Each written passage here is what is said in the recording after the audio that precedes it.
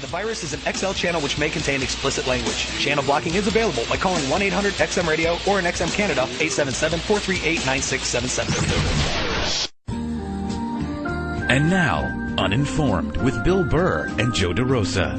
No reading, no research, just strong opinions. All right, hey, what's up? It's Bill Burr and Joe DeRosa for another edition of the Uninformed show. For what day is it supposed to be, Joe? November 22nd? Yes. So happy Thanksgiving to you, Joe. Hey, Bill. How did you enjoy your Thanksgiving that hasn't happened yet? Well, even on the air date of this show, it hasn't happened. The Thanksgiving's on the 27th, I believe. Why do you got to get technical?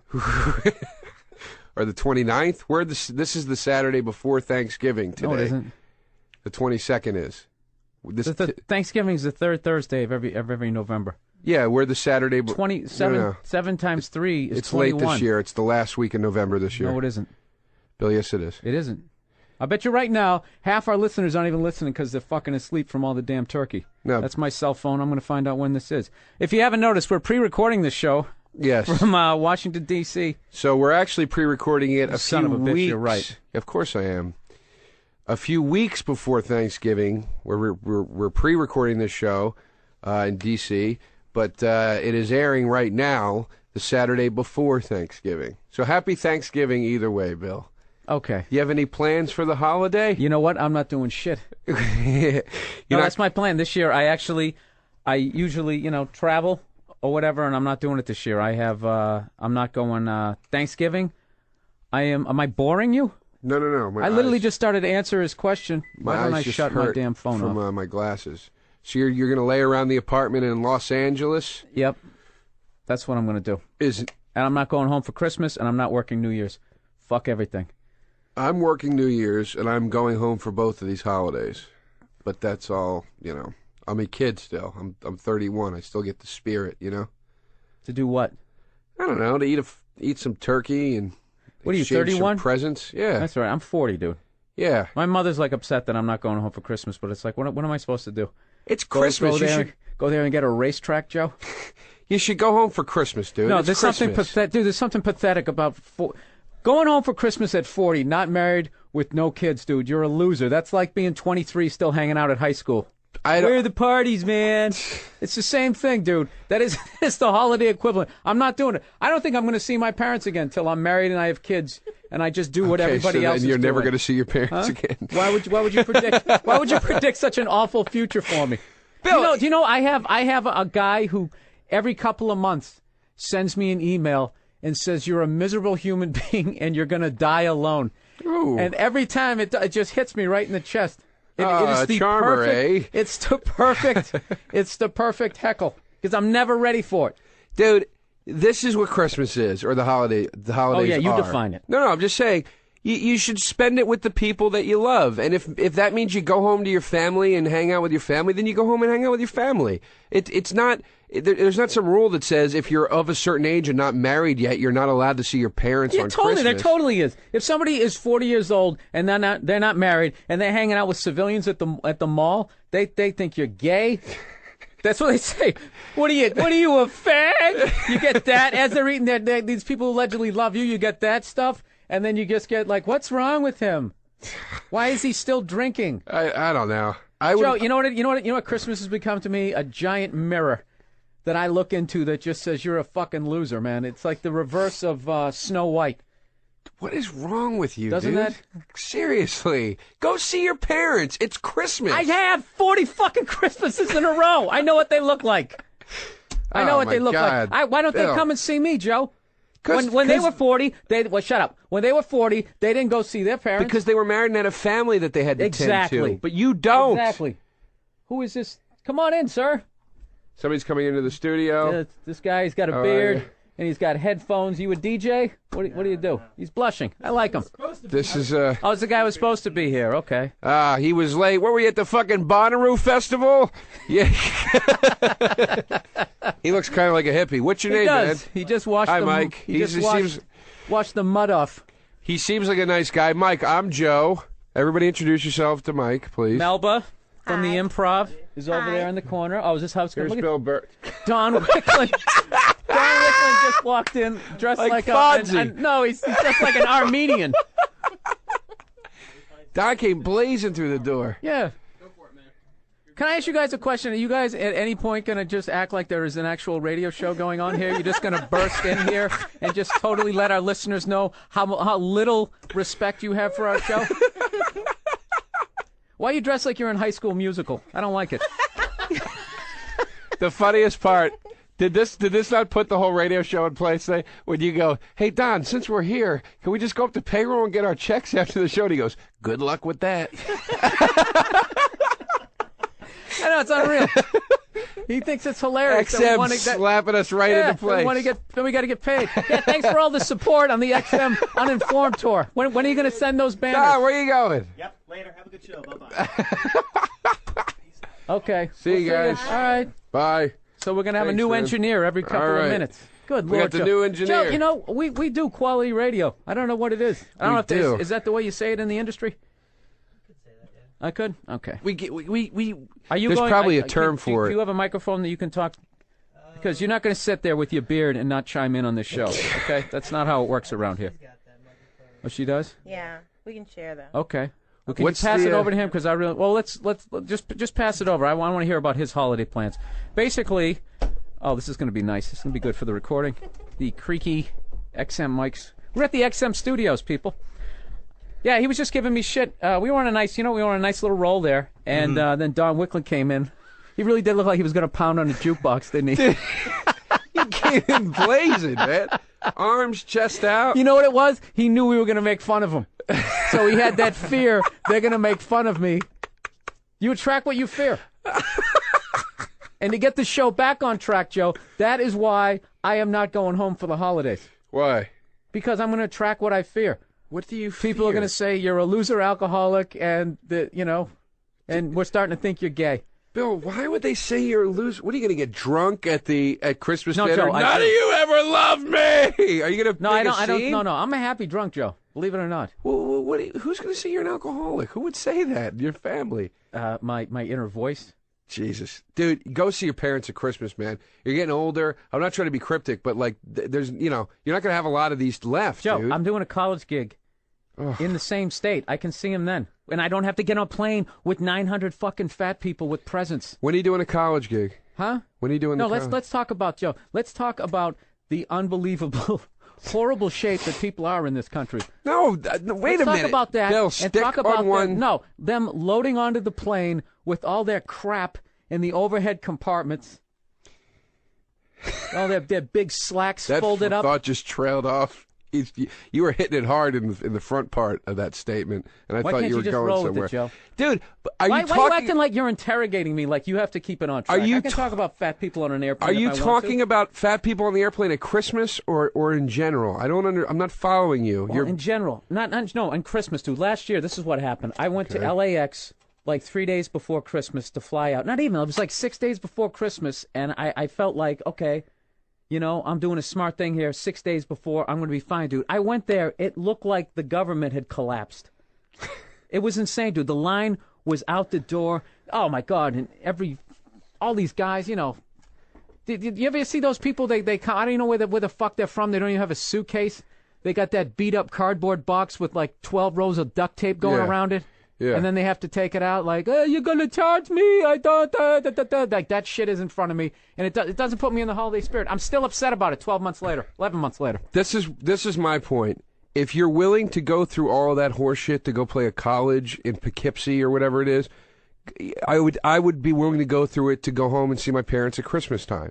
That is equally important. Just because there's not money involved doesn't mean it's not worthwhile. No, this is what, Joe, I'm killing two birds with one stone. I'm going to fly out there. It is not going to be the zoo that it is during the holidays. I get on the plane, I go out there, I do the college gig, and I'm going to hang for 3 days with my parents. We're going to have a fucking great time. All right. Okay? How close to Christmas is this? Like 3 weeks before. All right. They'll have the lights up. I mean, Jesus Christ. That's fine.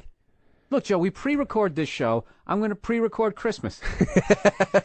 Going to show up like 3 days before. All right. 3 weeks before. All right. Just know if you need a place to go, there's always a seat at our table. And what am I, John Candy and planes, trains, and Mom automobiles? makes quite a feast. No, I want to create my own life.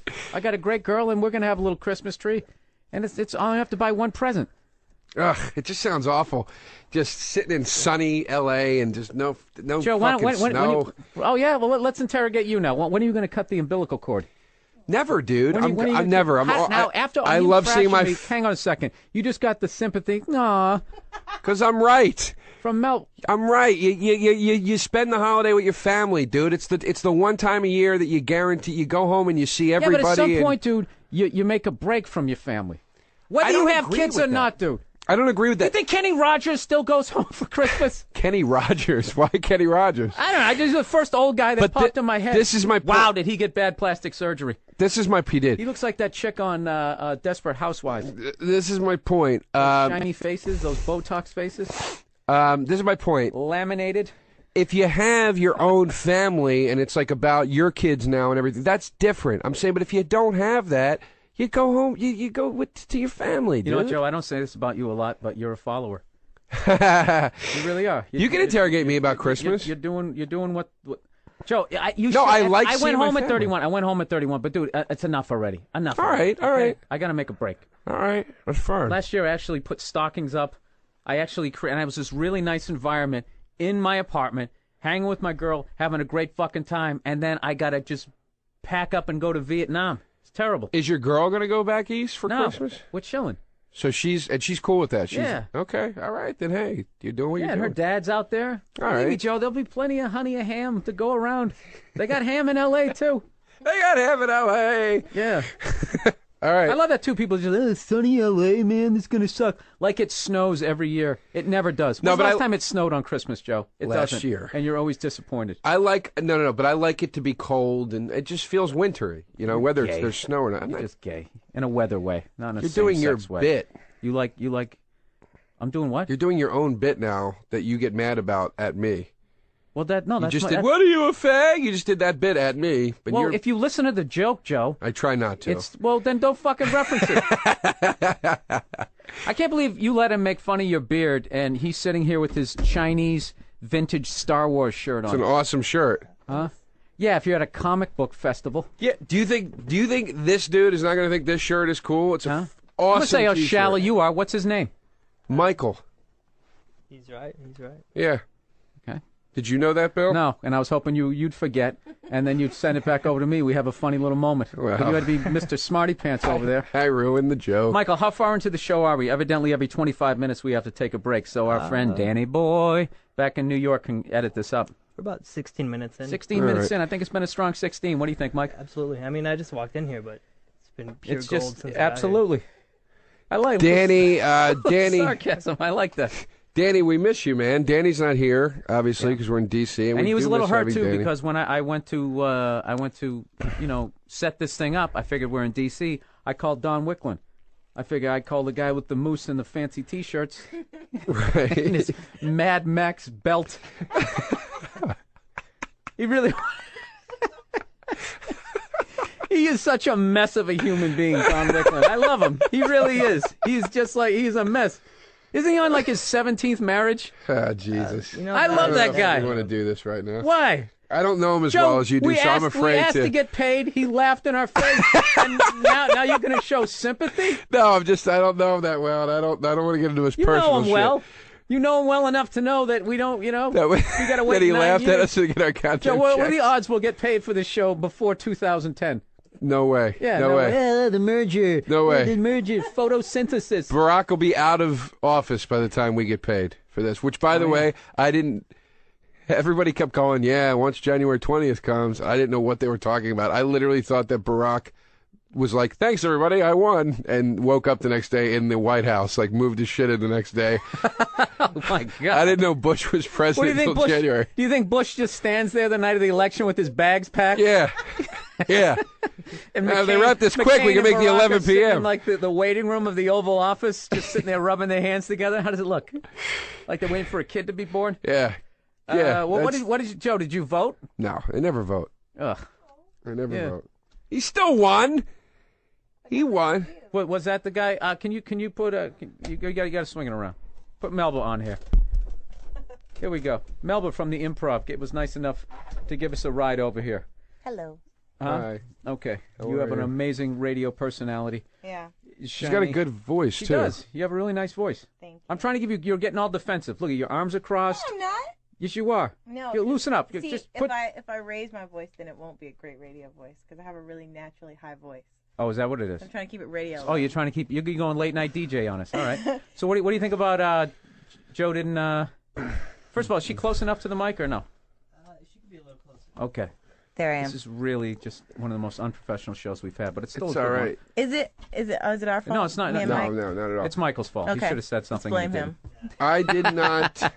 I did not vote. What do you think of that? I think everybody should vote right now. It's so pivotal. Like you could have been a part of that big. What is it? Like 18 to 29. 30 31. to 31. He's 31. 18 to 31. Youth of America vote. But, see, this is him holding on to his youth. He still goes home for Christmas. He's not registered to vote. He can't deal. He's wearing a Star Wars shirt. I mean, like the shirt. Thank you. It's an awesome shirt. One of the And- improv games is you never say no. You always say yes, and you go with it. Or that's what he does. That was a nice 3-minute little rant we could have had. But, thanks to you, you just got to be like, you know what? I think it's I a do nice like shirt. The shirt. It's and was I believe sewn in well going home. together. I believe in going home for Christmas. Thank you. Well, Wow. my know what, I family actually- comes up to see me all the time. This Thanksgiving, though. How old are you? I'm 29. That's acceptable. 29 is acceptable. But you're going to start getting the questions. When you get married? What's going on? I get those questions constantly. Constantly. Why I would get you? those- Why would you go back there for your own parental? Because I love my parents and I like seeing my aunts and uncles and my whole family at one time. It's just nice, dude. nice. You're It's gonna a go home nice for the time. parental Guantanamo Bay and get waterboarded about how you're not married You yet. deal with it. Do you have an older brother or sister? Yes, I do. Like, usually they get the pressure that you don't have to get, right? Well, they've given up on him. Oh. Because, see, my sister, they're trying to make her have a baby. Me, they're just like, whatever. They don't care. Oh, they don't care. No. Do you feel left out like Jan Brady? No, I feel great. You do. They'll just keep attacking her. Are you the middle child? No, I'm the youngest. Oh, you're the baby. I'm I the told baby. you. I saw that about you. Why? You have that adorable youngest sibling vibe. Oh, gosh. You really do. Look, you don't like compliments. Why are you looking away? Look I me in do the like eye compliments. as I tell you how adorable you are. But I'm not, like, She's looking down. She can't do it, Joe. Yeah. It's all right. Take it. It's all right. thanks, Joe. Take it. Take the fucking compliment. Why the fuck would you think after the second he gets elected? I wish they did it that way. That would be hilarious. 'Cause I'm It'd be like a dumb. reality show. It'll be like I'm I dumb, Love New Bill. York I'm or a something. fucking idiot. I don't know. I just never. It was just. There's just things you never think. You never stop and go. How does that actually work? How does that happen? I just never thought. It was just one We of those talked things. about this the other day. What do you? The difference between actually being stupid and the difference. There's a fine line between being stupid and not giving a shit. Right. You know what I mean? Yeah. Like, you're not a dumb guy. I mean, you're not a bright guy, Joe. You can't, go that far. But you're not a dumb guy. So, the reason why you didn't know that doesn't... a lot of people would think you're a fucking idiot because you don't know that. But I don't, I Joe. just don't care. Yes, you don't give a I shit. just don't You care. didn't vote, obviously. I didn't vote. No, I don't. Oh, somebody got a sticker the other day, huh? I did. Did you put that on your forehead walking It around? was right on my chest, on top of my Barack Obama shirt, yes. Do you know I went down there and they said that they couldn't find my name. I wasn't registered. See, you're supposed to look that up. Huh? I wasn't registered where I was supposed to, and had to look it up. Oh, they tried that scam on you? They did? Did you think it was a racist thing? No. I felt it was reverse racism on me. that DC's they were in making up. quadrants, so Huh? they just put me in the wrong quadrant. Oh, to put you in the wrong quadrant? Like Oh, northeast, northwest, southeast, southwest. They put me Okay. in Who'd northwest. you vote for, McCain? No, Obama. Yeah, McCain. I feel like Sarah Palin has some really bright ideas. Need to bring down Alaska. I felt Why- bad. I felt I bad did for the, McCain at the end. I really felt sorry for the guy at the Who? end. McCain. I felt sorry for him. I felt sorry for I him would have when he voted said for the Mac is Obama. back. What'd you say? When he said the Mac is back, I was like, he lost. I would have. back. Yeah. I would have voted for Obama had I voted, but I felt bad for McCain. I really. It was just sad. It was. I didn't dislike him, but I mean, I'm not into the two parties. Dude, I did a write-in. I wrote in Ron Paul because I overheard somebody say something in a bar about him that I liked, and that's how I casted my vote. You know what I like? I don't like to vote for either the Democratic or the Republican because then that gives me license to bitch no matter what happens because I didn't vote for him. And I always have the out, yeah. you know, because I definitely lean left. So my brother will give me shit like, see? He's not doing nothing. Then I have the out to be like, I didn't vote for him. Yeah. Carlin had that bit about about not voting and saying, you know, people say if you vote, you have the right to complain. And he's like, I think it's just the opposite. I had nothing to do with any of this, you know. That gives me full right to complain. I agree with that, 100%. But that's not why I don't vote. I just don't. Do you know this? I think this it's is, office this is side. Joe, we're talking about Joe. Joe did a college gig in Mississippi. Okay, went to Mississippi, got on a plane, flew to Mississippi, drove or was picked up, was in Mississippi, left, and he still can't find it on a map. He couldn't find it on a map. I mean, he could if it was written big enough.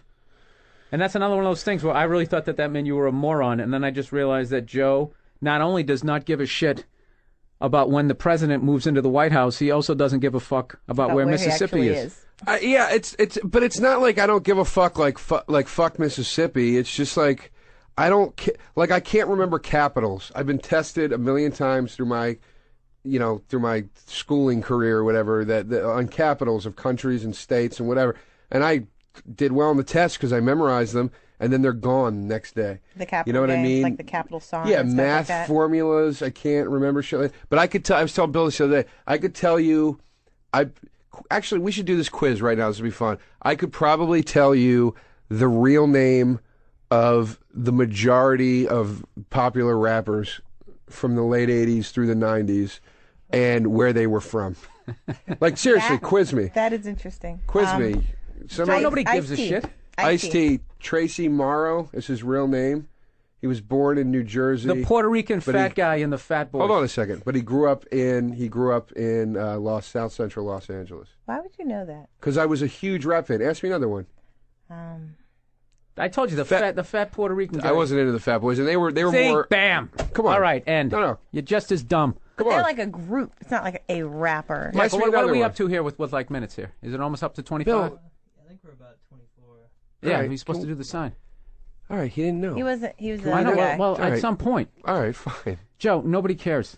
No, you don't care. Yeah. That's The same rude. way you don't. Well, I asked you. She asked you one. You said I could name most of them. No, and I said late 80s into the 90s. The Fat Boys are early 80s. No, they're not. They're not. They are not. They're not early 80s. Run They're DMC. about mid-80s because they had those movies going into the 90s. Yeah, they had movies. I mean, they're big enough. They're Disorderly, stars. it was They a were something like that. crossovers. It's a funny bit to pair up with me being dumb and not giving a shit. It's just, can we just finish it? Well, can we you do put a some couple? energy into it, Joe? I am. We're doing the fucking Just sitting thing. there like, You're talking about improv, not saying no, always saying yes. You just said Clarence, and he's from New Brunswick, New Okay, Jersey. Bill. That's what you were doing, Joe. At some You, point. I hate when you do this. I hate when you think something's not funny and you just stomp on it, dude. Joe, you've stomped on like 3 things in the first 25 minutes that I had. You're the one saying improv. Let's say yes. I'll tell you Let's something, keep Joe. moving. You know what I was thinking? That T-shirt that you have with the Chinese writing on. You ever think like the kid in the sweatshop labor was like so tired he actually started sewing in his own language? Yeah. That's what it is, Bill. Ask me another rapper. Is that all staying in? Look, we got it. Yeah. Joe, that's the show, man. We fucking All right. argue. This show is it's lousy so far today. You know all what? right. Now you're gonna pout. You're gonna take your ball. No, I'm and go not home? pouting. He's I'm not. pouting. You're pouting. I'm not pouting. It's just we're so disjointed. That's all. Joe, It feels this disjointed. is one of the reoccurring problems that we've had on the show. Okay, aside from me being a little cunty, has been that you sometimes will sort of take it into an AM radio talk show Bill, vibe. But Bill, you're not giving it 10 seconds to develop. You immediately are stomping on something and not giving it a chance to go anywhere. And you just said 5 minutes ago that you say yes to improv, not no. You don't shut it down. And But if it's bombing, it wasn't bombing. Joe, I could hear truckers driving Christ, off the Bill. road as we were doing that. Jesus Christ. All right, listen. All right, let's do everything you want to do. Here, Let's listen. you control No, everything. you know what? We Go will ahead. come back with Joe when we come back from the Go ahead. break. Joe DeRosa and his hilarious bit of how he can name most of the It rappers' was names. just to Shut your prove mouth. the You're listening point. to Uninformed. Keep it here. It's Uninformed with Bill Burr and Joe DeRosa. This is Sirius Speedway with Dave Moody. Mike Wallace. I'm working on things from a personal side of things. I'm trying to find a sponsor that Mike Wallace can race next year. The indications have been given to me by Germain Racing that if we don't have a sponsor, I won't race for them. They've got some other things on the hook or some other people bringing some money that are, they're going to do some things with it appears. Sirius Speedway, weekdays 3 till 7 Eastern on Sirius NASCAR Radio 128. Now part of the best of Sirius. A great number of our immune system cells are in our digestive tract. Friendly bacteria help keep these cells healthy and fend off bad bacteria. Probiotics replenish the friendly bacteria, often lost due to everyday stress, antibiotics, x-rays, oral contraceptives, and poor dietary habits. They also help reduce intestinal distress such as heartburn and bloating. Dr. Ohhira's Probiotics 12 Plus is one of the world's leading brands of probiotics. Dr. Ohhira's Probiotics 12 strains of bacteria protects our immune system so that we are less likely to get frequent colds or flu. Fermented for 3 years, Dr. Ohhira's Probiotics 12 Plus capsules do not need refrigeration and are the perfect traveling companion. Dr. Ohhira's Probiotics 12 Plus is available at Vitamin Shop and other fine health food stores nationwide, or order online at probiotics12.com. Dr. Ohhira's Probiotics 12 Plus. Get it today. This product has not been evaluated by the FDA and is not intended to treat, cure, or prevent any disease. Results may vary. Stuck in a dead-end job? Your career just not going anywhere? CUNET, the college and university network, understands. So CUNET makes you this promise. Give us a call, and we'll help you pinpoint your interest, locate schools that meet your needs, and get your career back on track in just minutes. CUNET helps you take that first step towards furthering your education and career. CUNET will search thousands of schools with programs ranging from certificates and trade programs to doctorate programs. Then, CUNET puts that school in touch with you. CUNET's service is always free. Take the first step toward getting your life and your career moving forward, all in one simple, easy step. Pick up the phone and call us in the next 30 minutes. Operators are standing by. Don't put your life on hold any longer. Call CUNET at 800-719-0442. That's 800-719-0442. CUNET advisors are waiting to take your call. 800-719-0442. Get the stinky dog away from me. Petey stopped eating. All his hair fell out. Mounds and mounds of fur. Our hairballs have hairballs. Bad breath and bad gas. Chew himself raw, sticky, gooey, smelly. She scratched incessantly. At least $5,000 in vet bills. I heard about Dynovite on this radio station. I just called my wife. I said, dear, you got to check out Dynovite. I logged on to DINOVITE.com. The omega-3 fatty acids, zinc, probiotics. There's flaxseed oil, the digestive enzymes that are cooked out of regular dog food. 6 days later, my dog's ear problems were cured. The shedding has stopped and the itching has stopped. His breath was better. His gas was better. Tons of energy. No more bad smell. She has gotten this puppy look. Her coat has sheen. Everything we tried failed except the Dynovite. My vet was completely blown away. DINOVITE.com. 859-428-1000. DINOVITE.com. Hi, this is Big A, and when I need an XM radio or accessories, I visit myradios.com. That's 866. I need XM, or visit myradios.com. You got to lie to the baby. You got to lie to the baby. Oh, got to lie to the baby. Lie to the baby, move on.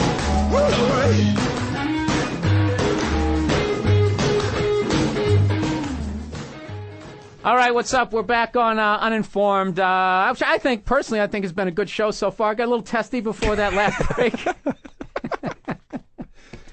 Can we just do one more rapper? Absolutely, but so we can at least we're going to at least hype what we got going on today. We actually have our guest today is our most unreal guest so far. We actually have Joe Perry from Aerosmith. Yes, is going to be calling in the show here at the top of the hour. I guess it's going to be in like another 10 minutes. I don't know how the hell they're going to edit this, but wasn't that a great intro? Yeah, we have Joe Perry from Aerosmith who's going to be informing us. He'll be here. We're very excited about it, and we're also going to talk about our fantasies of what it's like to be a rock star, because that's the whole premise of the show, is that we talk uneducatedly, if that's even a word, about a subject, and then our expert comes on and shows how dumb we are. So today we are going to try to talk about what we think it's like to be a rock and roll legend, and then Joe will come on and tell us what it's really like.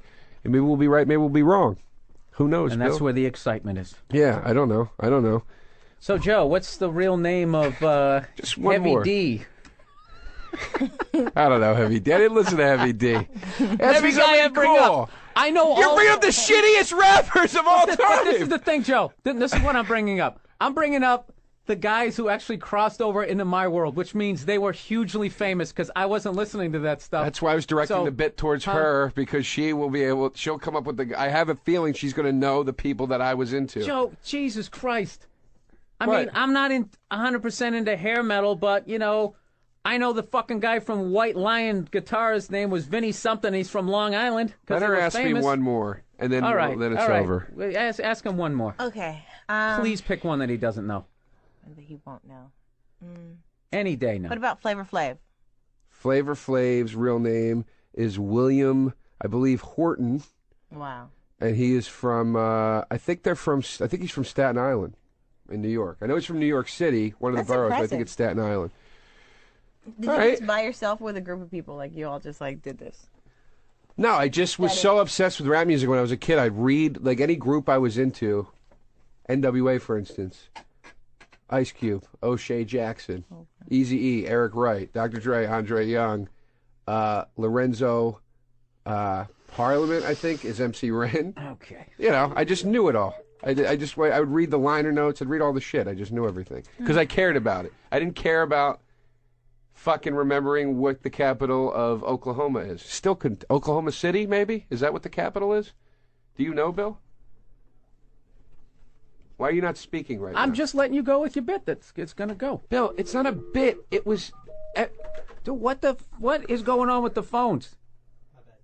Jesus, people walking in and out. Is that going to be on the air? Do you those have any noises? idea how huge this radio show is that you're walking? We have at least 18 listeners.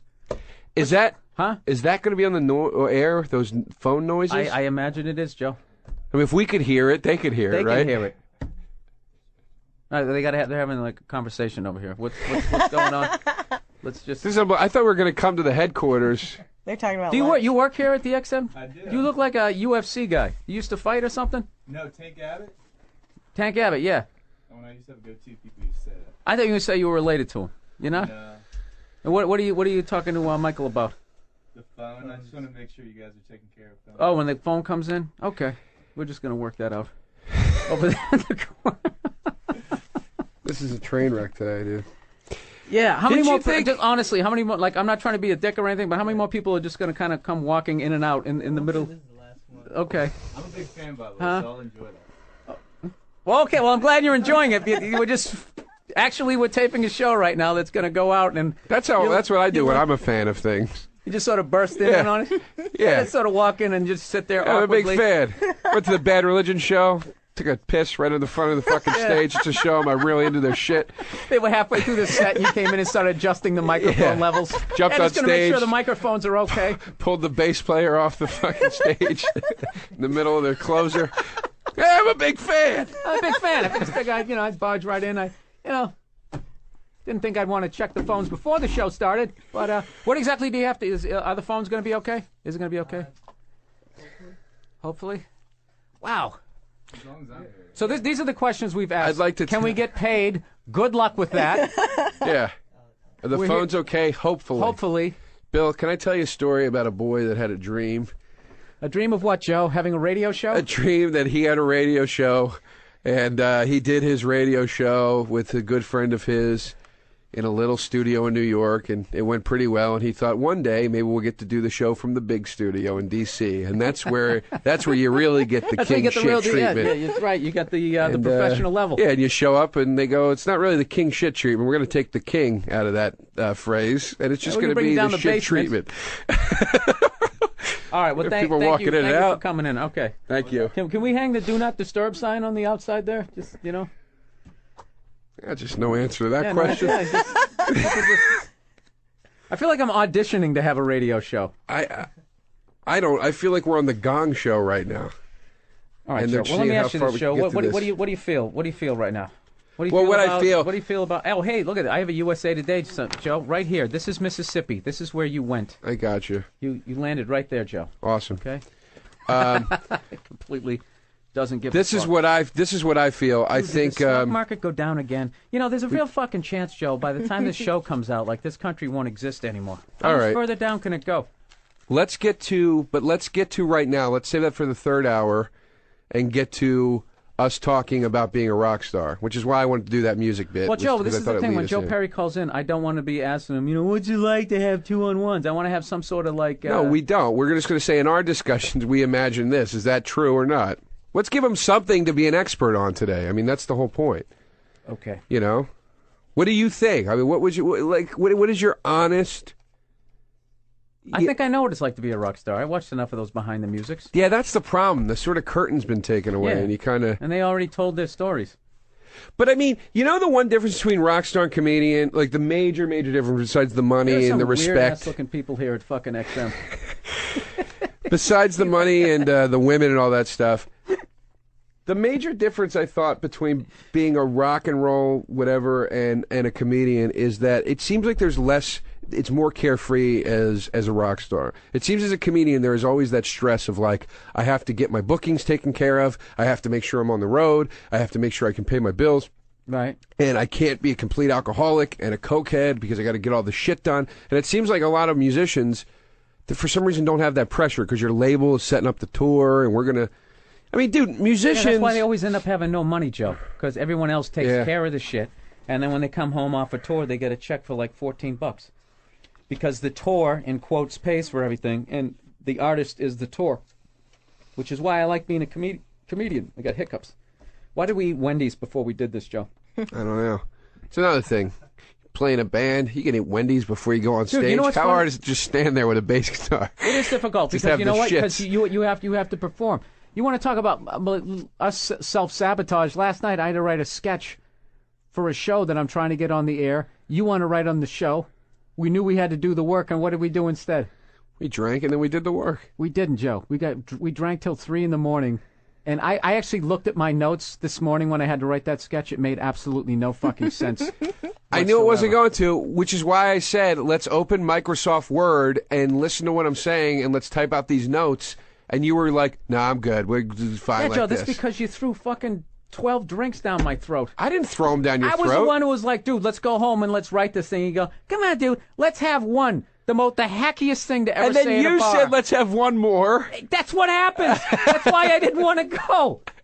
I didn't want to go. It's a 50-50 thing here. That's all I'm saying. No, it isn't. I was the guy saying, let's stay clean. Fuck that. I was the guy saying, saying, let's call a cab. And I was the guy drunk going, here's how we need to take care of this right now. And you said no. So it's a 50-50 split, dude.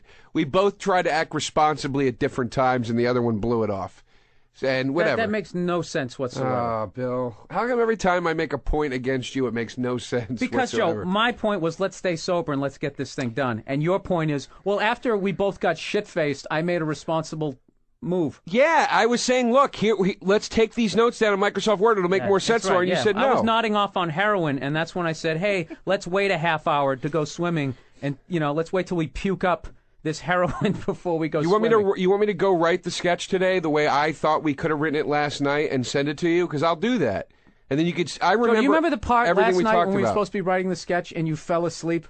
No, you were on the phone for a half an hour with somebody and I fell asleep. I wasn't on the phone for a half an hour. That was your fucking brain telling you it was a half an hour. That was the whiskey, Joe. I was on the phone for like 5 minutes. Bill, it wasn't 5 minutes, bro. Because you called Nia and then you were talking to one of your buddies and it was like... No, it wasn't.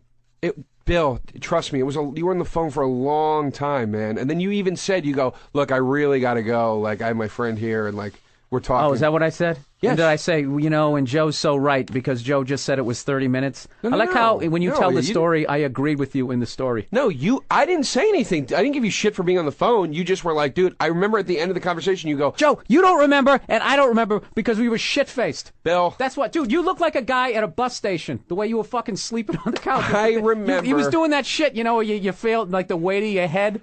You were doing that. Listen to me. Listen to me. You can say that, and that's fine, and I will give you that. Thank you for giving me. I will give you that, but don't try to put state? more blame on me that we ended up drunk last night. That's not fair. That's not fair. I said let's have one. I would have left after one. You know what? I'm taking said 49% of this, Joe. Fuck that. No. It's not fuck that. Man up and take half the blame. You didn't have to. I didn't twist your arm. You didn't have to have the drink. I'm not. And you said let's have more. And then you wanted to do the third one. That was your idea. Joe, speaking of rock bands, Whenever one guy sobers up and the other guys aren't, they can't fucking hang out together because they're going to get sucked down into it. That's why Aerosmith, when they all got clean together.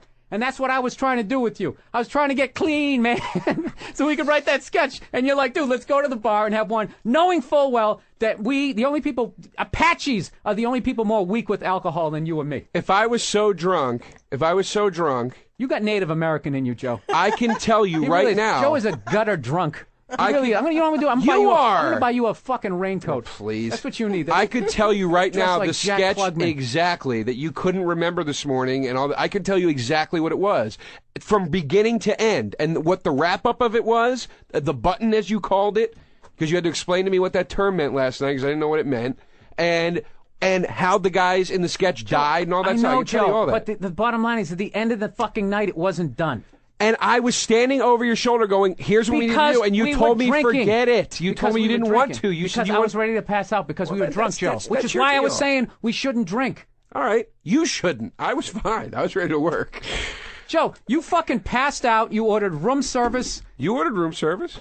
You ate some pizza? Because we were shit-faced. That's what we were doing together. We were fucking drunk and we didn't write. And somehow, you're sitting there acting like when you're shit-faced, yeah, man, like you're Ernest Hemingway. No, you're not, Joe. I'm just saying. You're a fucking gutter drunk. I'm saying I dealt with the booze and I said I was ready to write and you said no, I'll do it later. And I said fine, but I was ready to do the work. Steven Tyler and Joe Perry used to go at it like this? Yeah. I bet they did. Probably. Let's go write the sketch today after this. We'll go back. I had to turn it in this morning. I did. I did it this morning. You told me you had to rework on it, you said. You go, I got to fix it and I got to change shit. So let's go change shit. I sent. Is this interesting to anybody? Other than that we're just fucking yelling at each other? No. All right, so we are... Joe, all I'm saying, Joe, is if we're going to fucking write, let's not get shit-faced. I don't think I'm being crazy. I don't think you're being crazy. I just got defensive when you were trying to make it sound like I was more at fault. I wasn't more at fault. That was a 50-50 venture last night. Go fuck yourself, man. Go fuck yourself with that. That's all I'm saying. That's my point. That's my point. Yeah, no, you're not. You're trying to get me pissed off. No, I see exactly what you're doing. Joe, you know what it is, Joe? When somebody goes, hey, let's do the right thing, and the other guy goes, no, let's do the wrong thing. Come on, let's do one thing. I mean, Joe, can you at least say that you took the first step into hell last night? That you Bill, at least... I said I'd like to have a beer to unwind, and we had a beer, and then you said let's have another one. Bill, not what you said. Do you see how you just framed that, Joe? You're like, I said, hey, let's have a beer so we can unwind. If you ever said that to me, Joe, I would slap you with the nearest blunt object because you don't talk like that. Remember. You laughed. You had that fucking look in your eye. You said, come on, Bill. Let's have one. You did that. You said, do you want to? I said, let's get a beer. And you go, you really want to have a drink? And I go, I'd like to have one. No, you didn't, Joe. That's you know what exactly you look like? what I said. I always use Goodfellas as a reference. You were like fucking De Niro after they knocked off that thing. You're like, come here, you.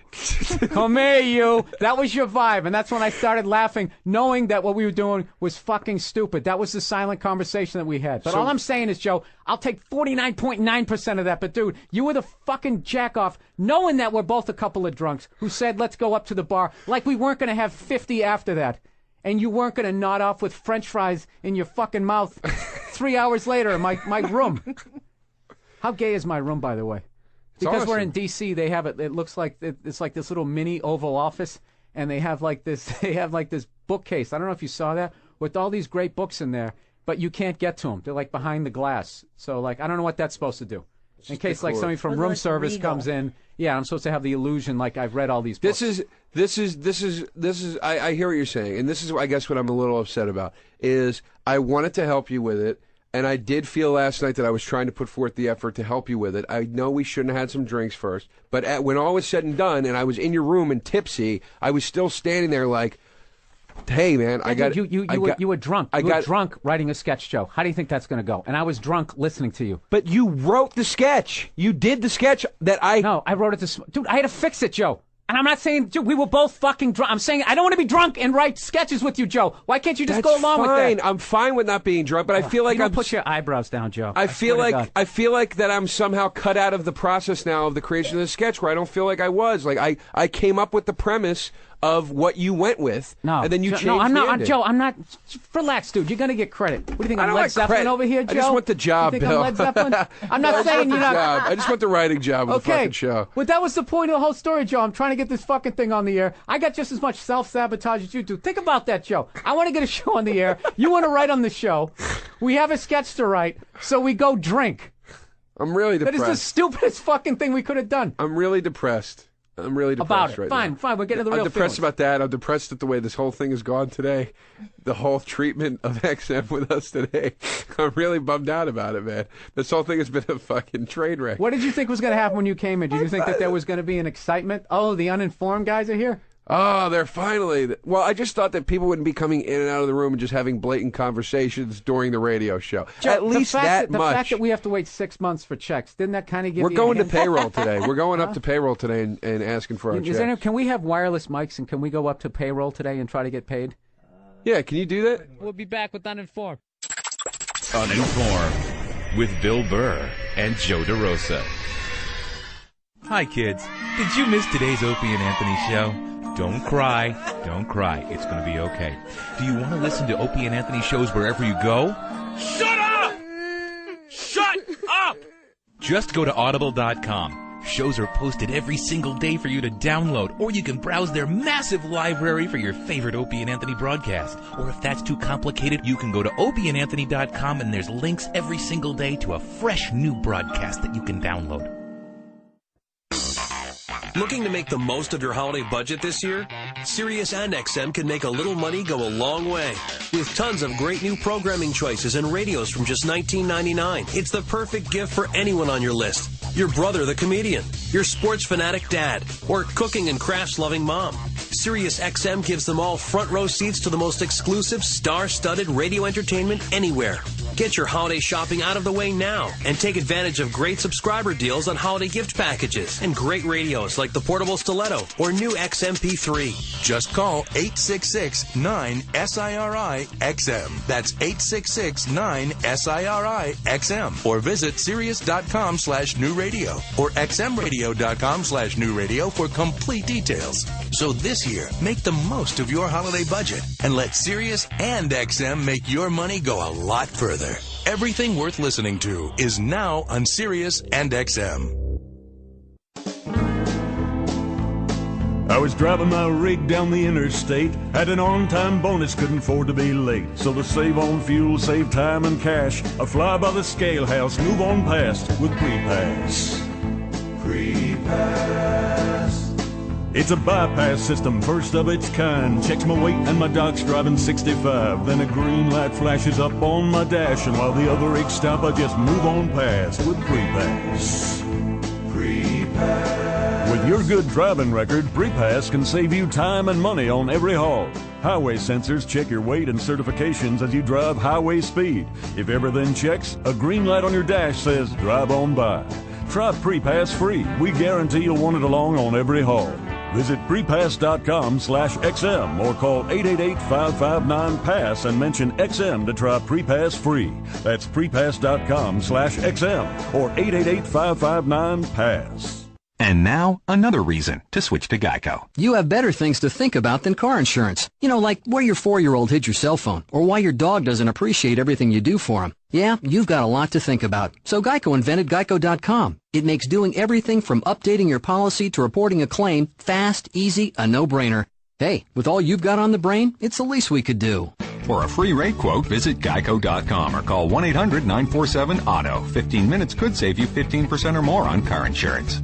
Business owners, AmeriMerchant can provide your business up to $200,000 in working capital in 7 days or less without the hassle of a bank. And unlike a bank, we have a 90% approval rate. Turn your future credit sales from your customers into fast cash. You can use the money for anything you choose, such as expansion, marketing, purchasing inventory, paying off debt, buying out investors or partners, acquiring other business. Call 877-469-6520. AmeriMerchant offers you a no-hassle application with simple, easy steps. We offer multiple cash advance programs that can get your business up to $200,000 right away. With approvals as fast as 24 hours, pay back with your future credit card transactions from your customers. If you have $5,000 per month in credit card sales from your customers, you may qualify. Call AmeriMerchant now to find out how much you may qualify for today. Call 877-469-6520. That's 877-469-6520. That's 1-877-469-6520. The virus is an XL channel which may contain explicit language. Channel blocking is available by calling 1-800-XM-Radio or in XM Canada, 877-438-9677. Yes.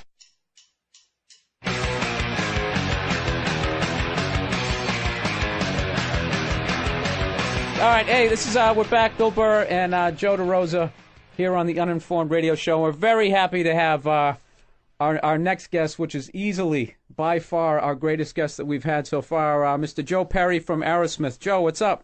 Hey, how you doing? We're doing good. We just had a big battle. I don't know if you were listening to that. Me and Joe DeRosa, we were supposed to write a sketch last night for a TV show, and instead of doing that, we decided that the better move was to get shit-faced first. Yeah. Before we did it. That sounds like it was an inevitable thing. Yeah. We took the behind the music road. Yeah. Well, it's actually just about 10% of inspiration, and the rest of it's getting yourself nailed down in front of the typewriter or the microphone or whatever. Yeah, I think it was more fear of success and just not wanting to do it. So we decided that rather than try to make our dream come true, we'd try to down a bottle of Johnny Black, and somehow. Yeah. That'll work. Yeah. Definitely. Hey, so you said you weren't in the best mood today. What's going on? I don't know. It's kind of gloomy out, and it's the reality of all the world leaders just lining up, getting ready to take their shot at our new president. I just read some of the headlines, and I too have to. I'm in the process of trying to get inspired to write some music, and it's tough. It's tough trying to make something out of nothing. Oh, it's the worst. You know exactly what I'm talking about. You stand there, and it's like it's you in the microphone, or it's you in the well, I guess it's a computer. You sit behind the computer and type. How do you go about, like, do you I mean, how do you go about, like, when you're writing a new album? I mean, what is that like? Well, do you that's what I'm doing. I'm trying to get try not to listen to what else is out there. You know what I mean? I don't want to be inspired by it, but it's good that I see there's a lot of rock and roll out there. There's AC/DC's coming out with a new record, and Metallica, and I don't have too much hope for the Guns N' Roses record. I mean, they've been talking about that coming out for 14 years. So, I mean. What's the longest it's taken you to put something out? Well, it takes. So this one, I mean, this record, I don't think we've put out a studio album for 5 or 6 years. Right. So we've started it and stopped it, and gone on the road, not gone on the road, and then tried to start it again, and so this one's taken a while. But usually, I mean, when we would like in the 90s, we had a pretty much of a system where we'd work about almost down to the day. It would be 3 months. You know what I mean? We'd work a little bit, get some outlines for some songs, and then we'd all get together and pound. Do you go into that like that whole 3 month process with like dread? Are you looking at that like, God, I can't wait to get through this, or do you actually enjoy it? No, once you get into it, it's good. It's because you see progress, but it's at this point we're still at the point of we've been everybody's been off, screwing off for the past year, and it's really hard getting going again. It's like you got to climb yourself into that place where you start to get inspired. So I kind of like I have a guitar pretty much within reach anywhere, and I have a mini disc player or recorder, and I always have that, and and then like riffs start popping out, and songs like lyrics start popping out, and so do you do that like at like the breakfast table? You'll be eating like Fruit Loops, and all of a sudden like some anytime, anything. I could be watching TV. It could be, I don't know. I haven't seen. I have breakfast around 2. So whatever. Is that what time a rock star eats breakfast? That's if I'm hungry anyway. But it can be any time, and I just wander around, kind of like something pops in my head. I lay it down on the mini disc player, then I'll take that down into into the studio and then try and build something out of it, and you know, and I make myself do it. I have to do it. Some days I'll say, look, you're gonna, you know, one way or another, you're gonna write a song. It may suck, and chances are it will, but at least I'll be done with it. And at least, and you kind of keep doing that. And after a while, you kind of get into the groove, and you know, and then the stuff that you know that you're coming up with is like a lot better than the first stuff. You know what I mean? So that's kind of how it works. And I mean, that's it, the day-to-day thing. And so today's one of those days you're just not feeling it. Well, right now I'm doing an interview with some guys that are going to, like I said, that are going to raise my mood at least 50%. We can do that.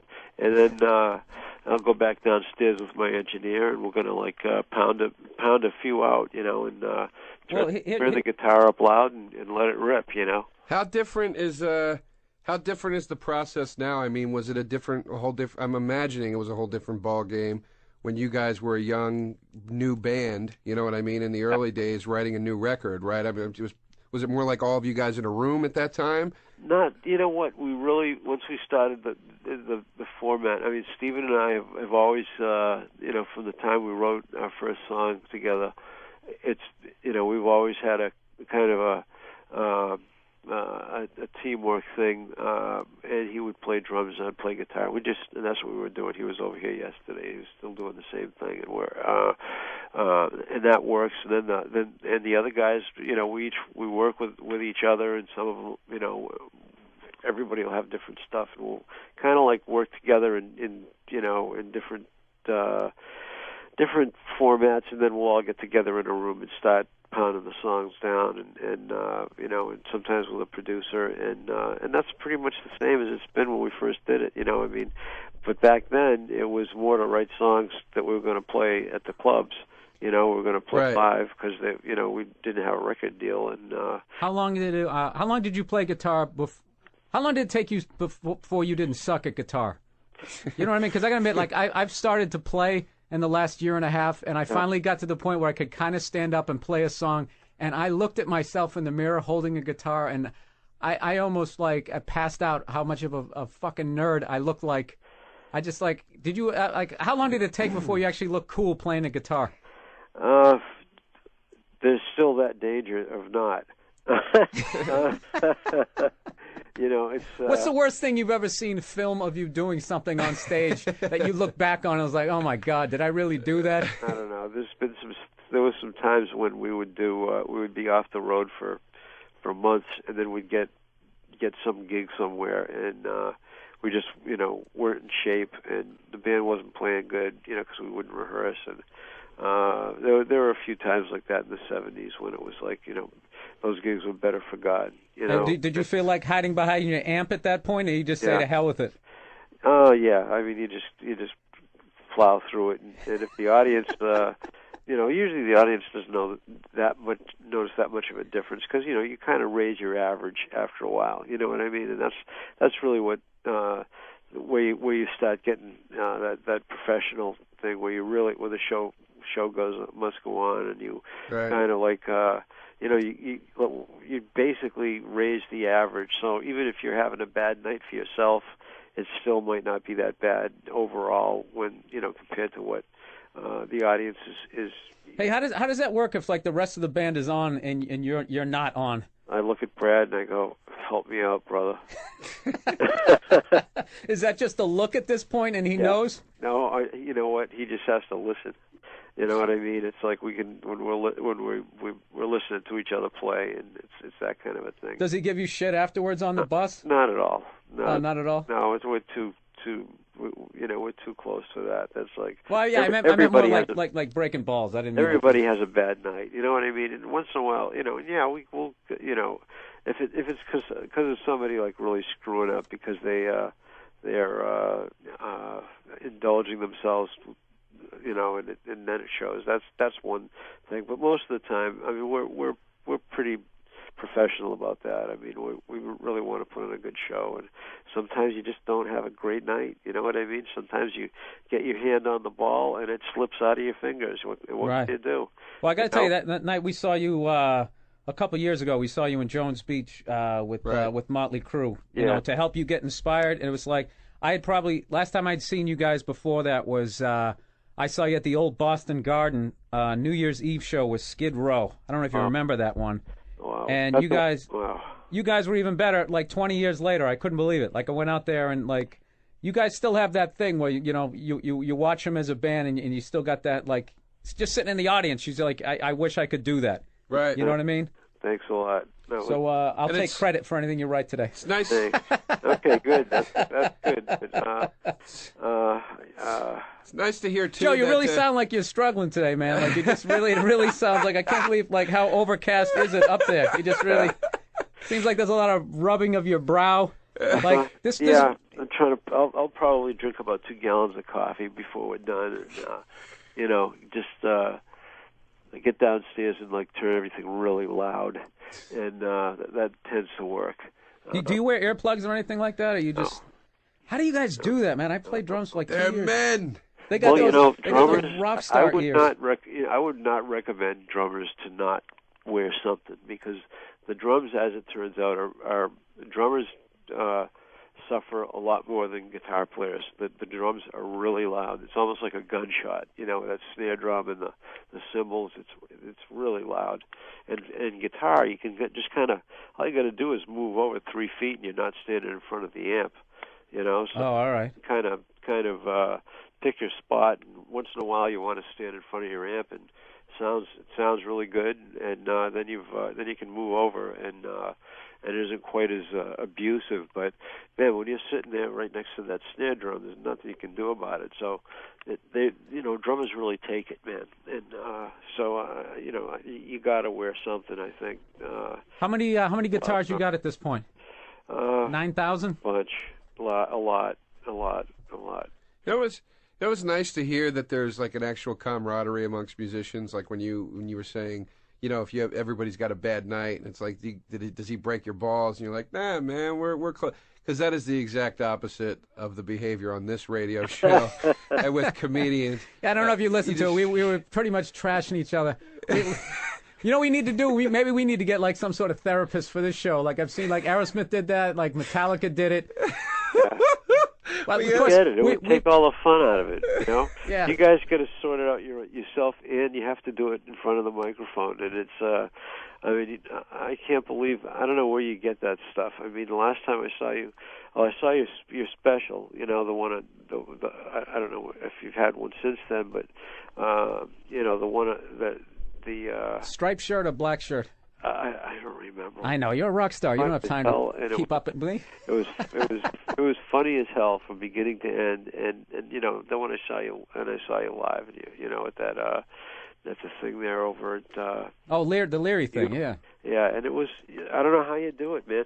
It's like you're standing there in front of, like I said, that microphone, man, and you're making something out of nothing, and it's all. You know what it is, Joe? I dropped the F-bomb. It's all the F-bomb and silly faces. Yeah, that's basically. It's funny. It's like level of my comedy. I met William H. Macy once at a show. And he was like so wide-eyed, and he was like, "Jesus Christ, you're fucking crazy! I would do that with a loaded gun to my head." He's like going off, and then finally I go, "Hey, Bill, you've done some pretty cool stuff yourself." Yeah.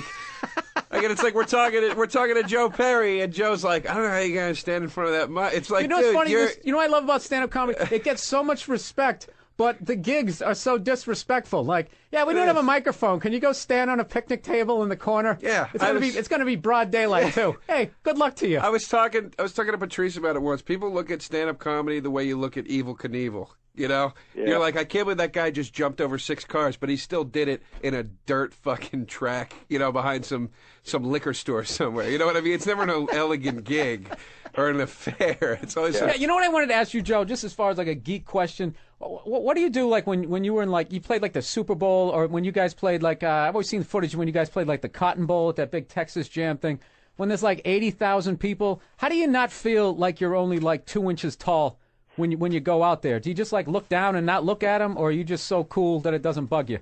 You just kind of like, you really can't see past the 10th row. I mean, that's the bottom line, is all the lights that come that hit you, like all the rock star lights. You know what I mean? Right.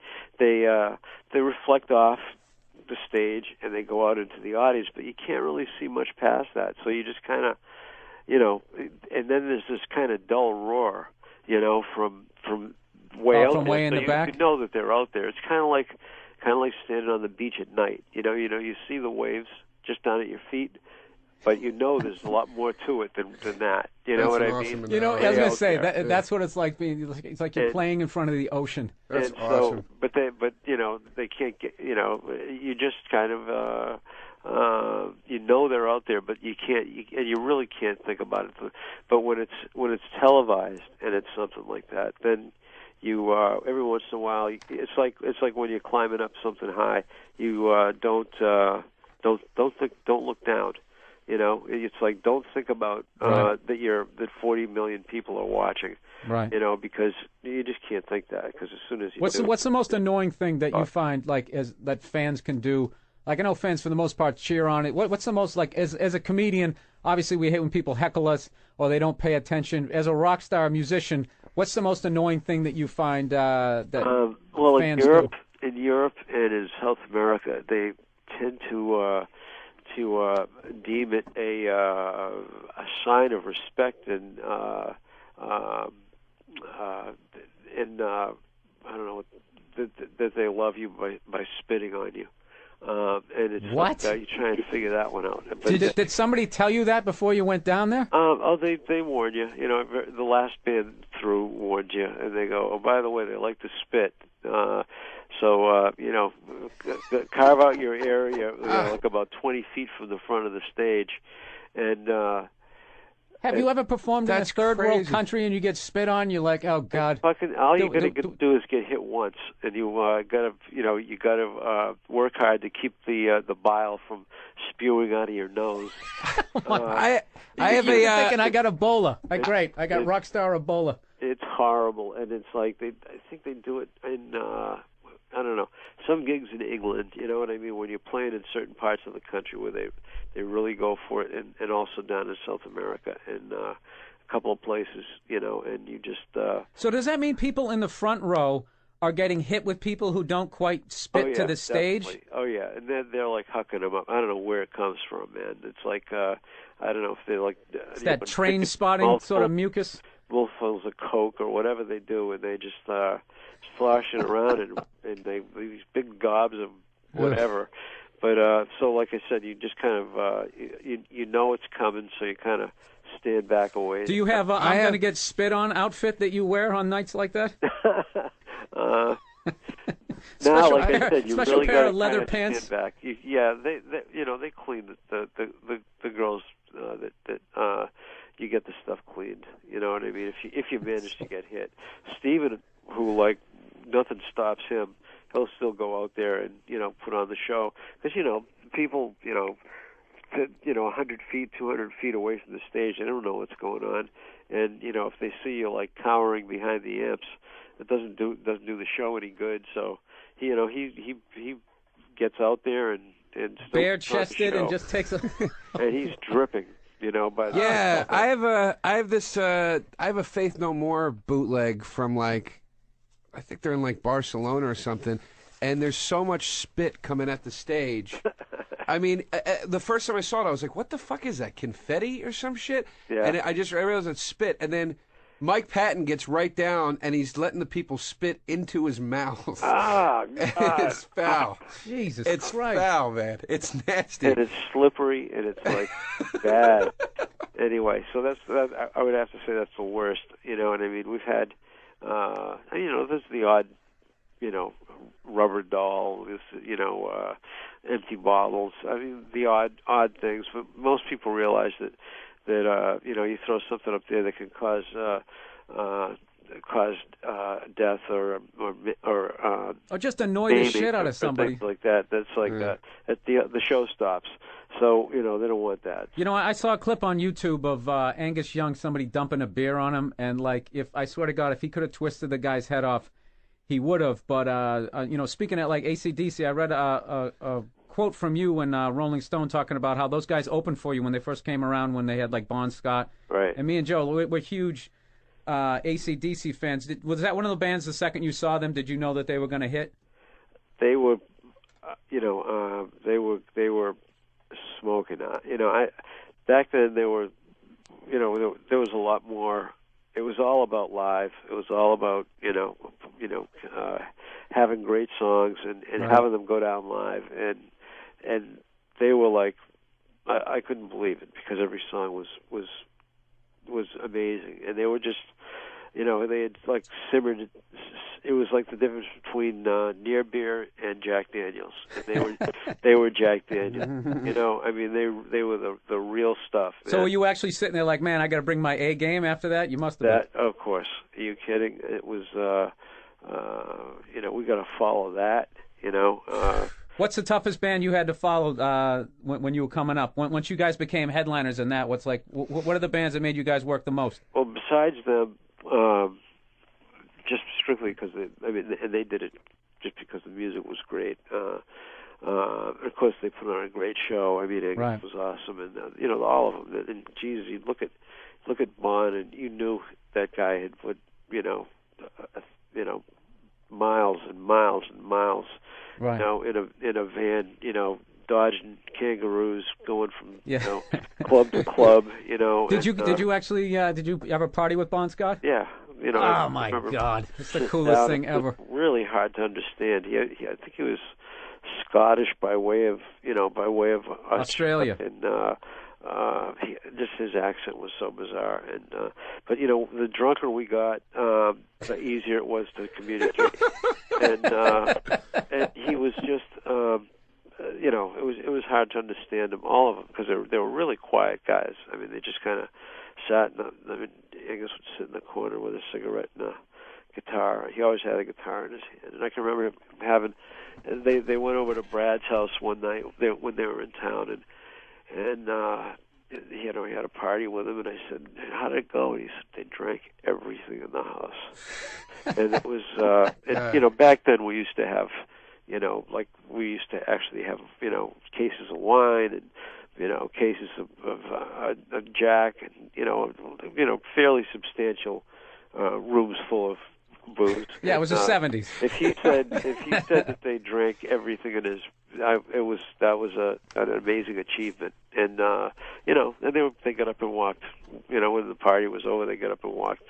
To their car, and that was it. Well, that was the 70s when you didn't really have to worry about drinking and driving because your car was so big. Right. If you hit a tree, the tree was the thing that died. Yeah, you had to get home, Joe, who was it? Speaking of Angus and these, Bill and I were talking about this last night at the bar, and you, of course, being one of the guitar gods, in our opinion, who are the guys you think look the coolest playing guitar? Because Angus is way up there. One of my votes was for Zappa, of course, with his, almost seizure-like approach to playing the guitar. I always enjoyed watching that. Who's the guy that you're just like, Christ, look at that dude. Well, Jimmy Page. The guitar strap got longer and longer as the band got bigger, and it was he would be so into his playing that he couldn't keep a cigarette lit because the sweat would come off his face and put the cigarette out, and then he'd have to get it lit again, and then he'd a new one, then that would go out. And how many times did you see? Did you get to see Zeppelin? Actually, I saw them once in Madison Square Garden, probably around 73 or 74. Did you actually get to meet those guys? Yeah. No, and he has this fan. Did you get to drink with John Bonham? No, I never. I didn't see him. They didn't really hang out at the gigs. They would get there like 5 minutes before they were going to go on, and none of this backstage shit. Oh. It was just. Did Peter Grant rough you up at all? Did you try to get backstage? No, we all kind of got along. He was okay.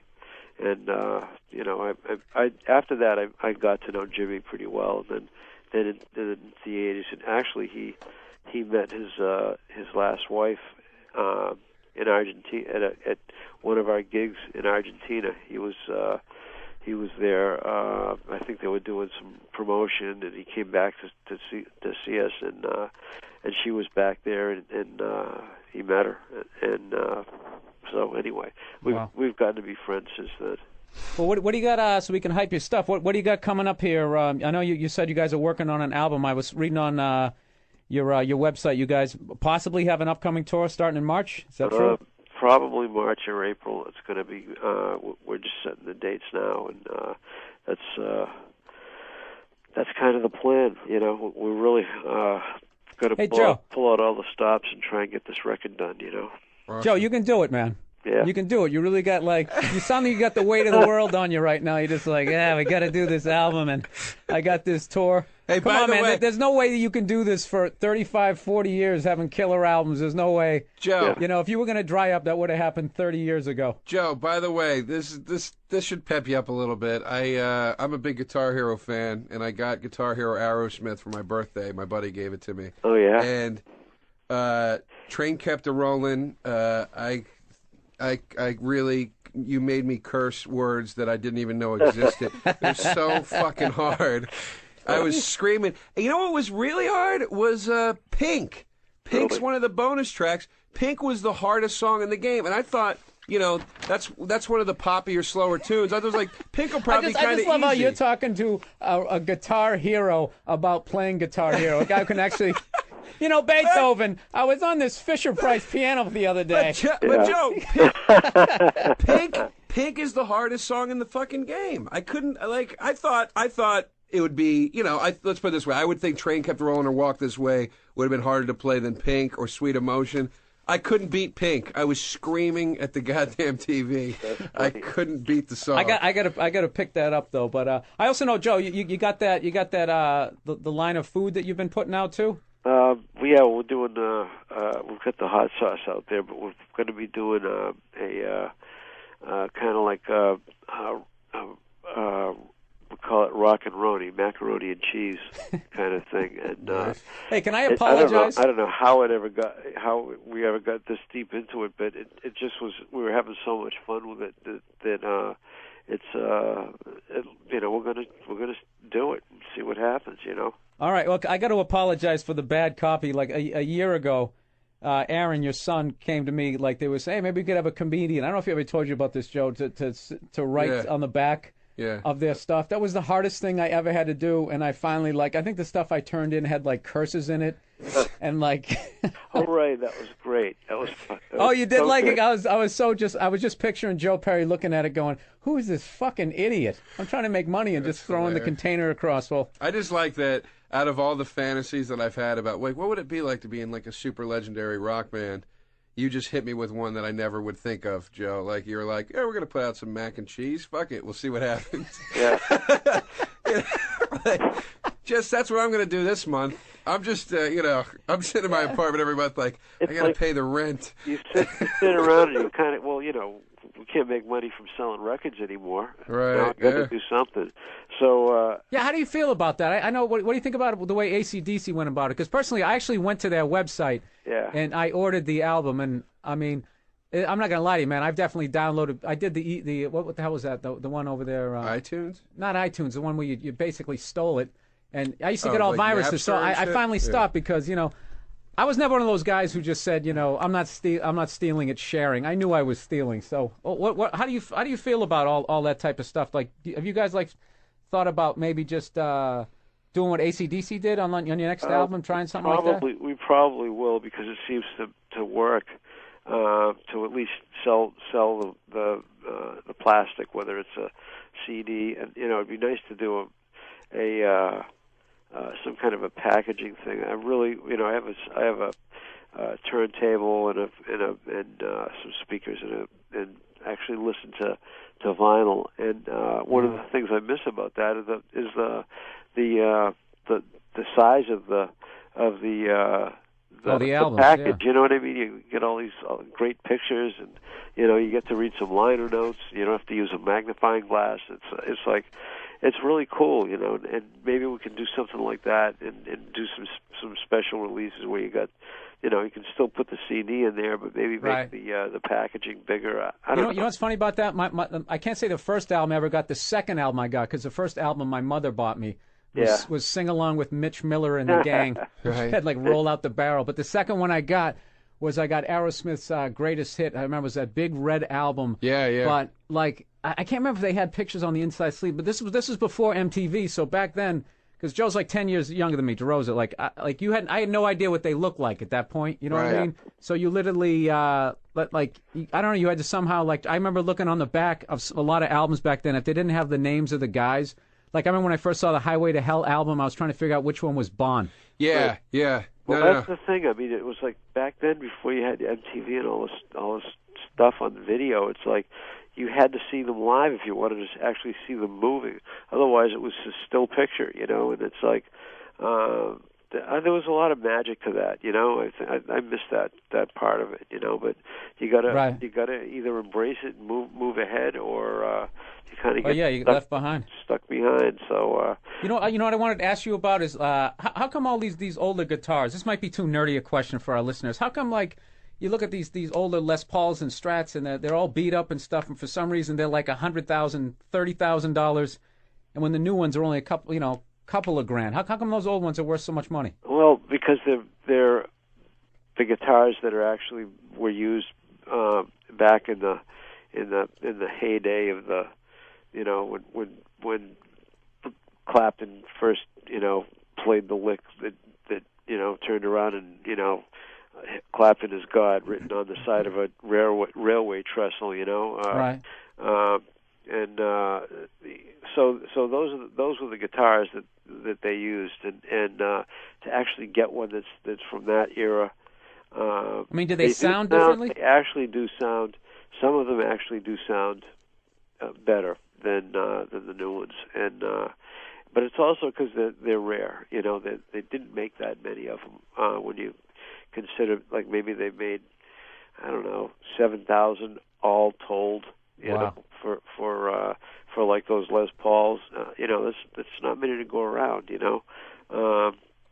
so it ends up being like art, people, it's just they're not making it anymore, and there's nothing you can do about it.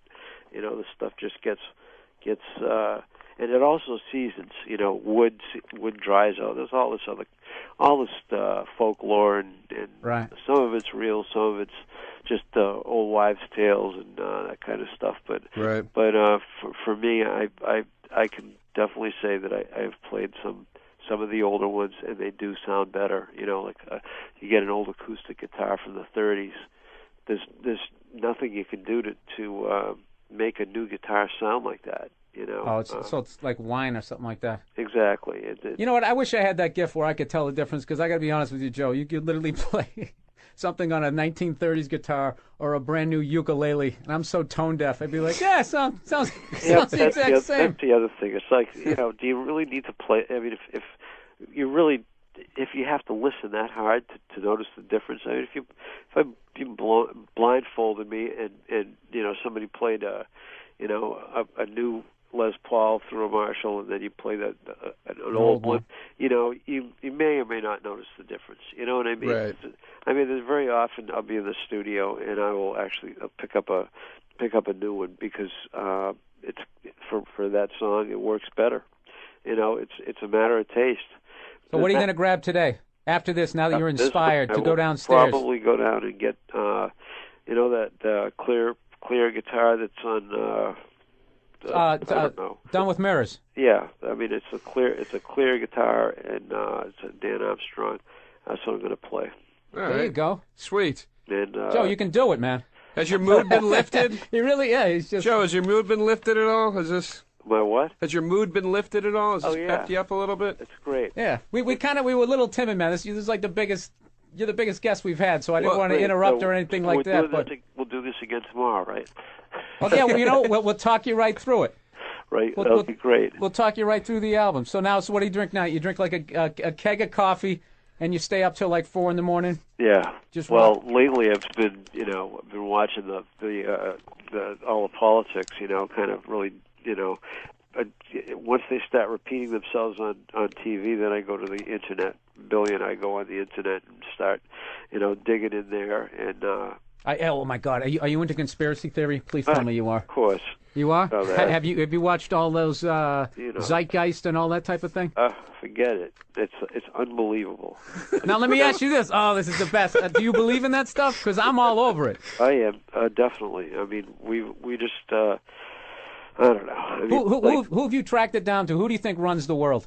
Oh God, there's a couple of different levels. I think of the guys in the dark room. You know, like in the X-Files, where they have the guys that made the deal with the aliens. And kind of that thing. And, the shapeshifters. So there are different. I think there are different groups of them around the world, and that have different. You know, basically, I mean, they have different interests, but it's basically the same. It's you know what I think it is? Keeping themselves rich and keeping themselves powerful. I think it goes down to the Rothschilds. That's where I traced it back to. Yeah. At first, I thought it was J.P. Morgan, but then I realized he was just an agent for them. Yeah, well, no, he's just There's another layer. It's there's one that goes back. I don't know if it's Rothschild or I think it might be actually that goes back, hundreds and hundreds of years. Way back. They can trace it back to the Templars and all that. It's what I love about this is you're totally valid. Everybody says that I'm out of my mind. And I can now say, well, you know what? I had a conversation with Joe Perry. Joe Perry thinks it too. He thinks it too. My wife and I, Billy and I, we buy all those. 20 years ago, we went through all those UFO tapes you could buy. Over in Cambridge, there was a shop like right around the corner from the. So this is like pre-YouTube. You had to actually go down and get the VHS tapes. Yeah, it was right around the corner from House of Blues. There was a little kind of new wavy, new agey kind of place. And right. They had a shelf full of these like homemade UFO tapes. The Brazil ones and ones from Mexico. Oh, so you're into alien? You believe in aliens? Everything. Well, all of it. Everything. I mean, well, I'll tell you, we're still waiting to see one.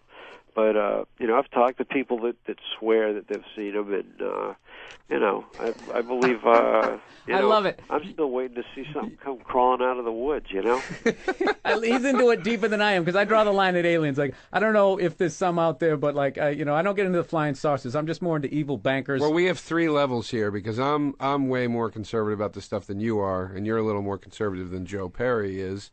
Joe takes it all the way to the guy in the moon. I like that. Joe, if you're going to go all the fucking way with it, man. Yeah, why don't you write a song about that? Write a song about the Illuminati. Has anybody ever done that? There's a concept album. Yeah. You know what? That's great, Joe. You've been successful for 40 years. Why don't you take an advice from me? How to run your career right off the rails. Yeah, that's a great idea.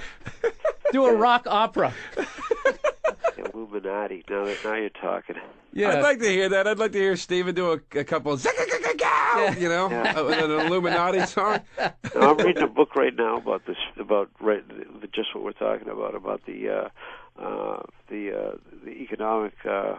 Confessions of an Economic Hitman. Yeah. John Perkins. Yeah. Yeah, I read that. And that's amazing.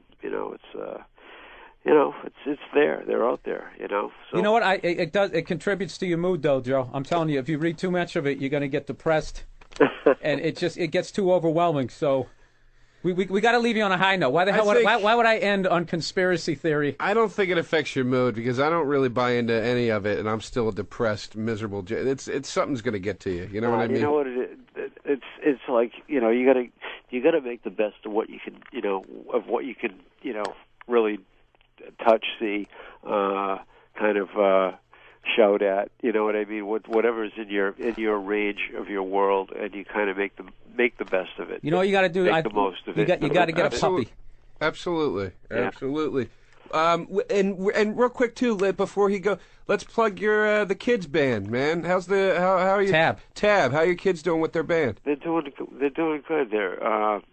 They're keeping their day jobs, which is really important. Right. But I told them basically if they, as long as they did that, I'd help them out as much as I could, and they get to use this amp or that amp, or and they're working hard. They work during the week and go. Tony's going to school and Adrian's working in New York, and then they get together and they gig. I guess they got a short gig with Weiland.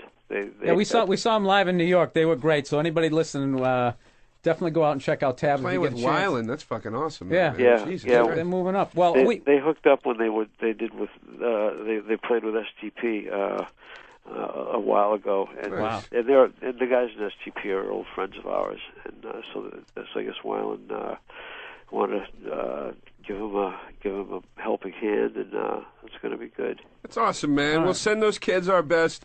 They're good dudes. I hang with them whenever they're in New York playing, and of course Aaron is a great kid, and Jesus, Joe, you sound like an old man. Well, say hello to the kids. You're their age. It's so funny. As we're talking to them, I'm sitting here like, this is pretty cool. We're talking to Joe Perry, and then I forget, like, I'm friends with his kids. Like, it's like two different things. So it's thank you for calling in, man. Well, sure. It was a lot of fun. I was actually looking forward to this one. Well, listen, you guys sweet, man. Thank you for that. We appreciate that. Yeah, and like I said, I saw you, man. I saw you. It's been 20 years since I seen you guys. Keep getting better. So, just stop reading about the conspiracy theory.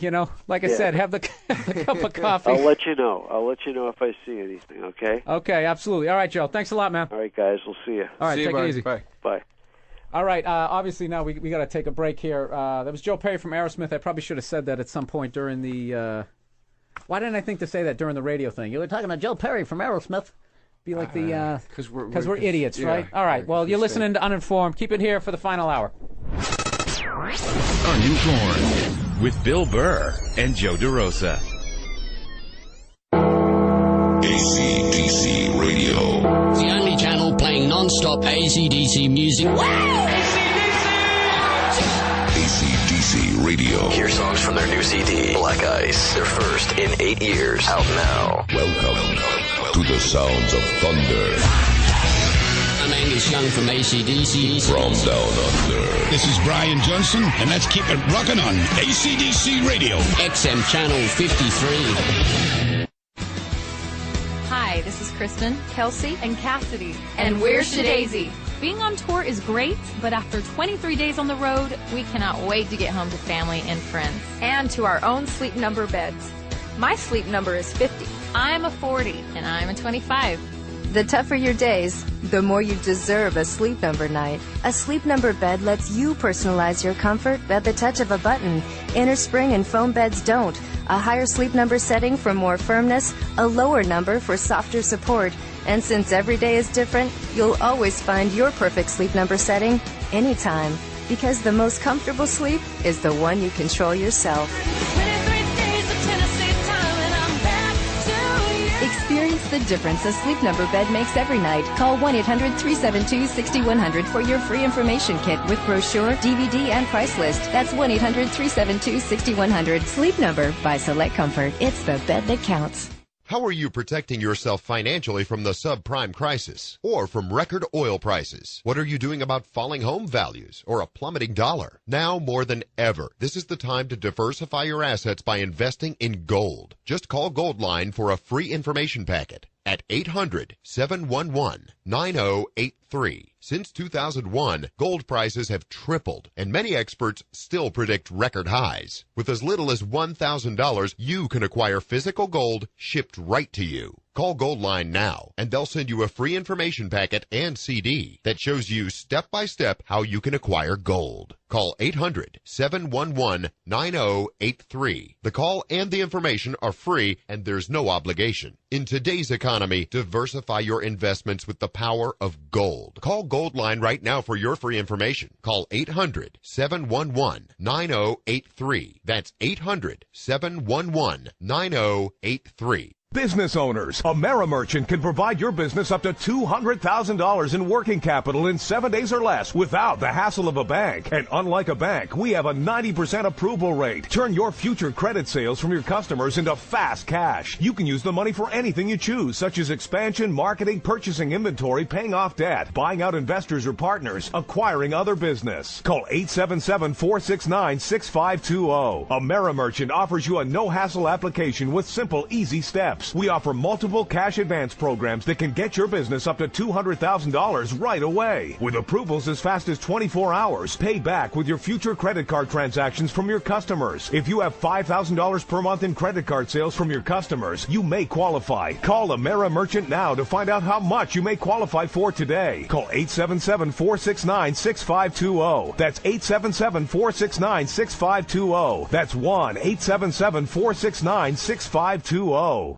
The best action, players, coaches, and fans that sports has to offer. He fumbled the football. XM's lineup delivers the most sports and play-by-play coverage to listeners and fans across the country. Rebound, open net, Nolan scores. Tune in to XM Sports Nation, channel 144, or log on to xmradio.com for game times and listening. He's got the two-hand jam.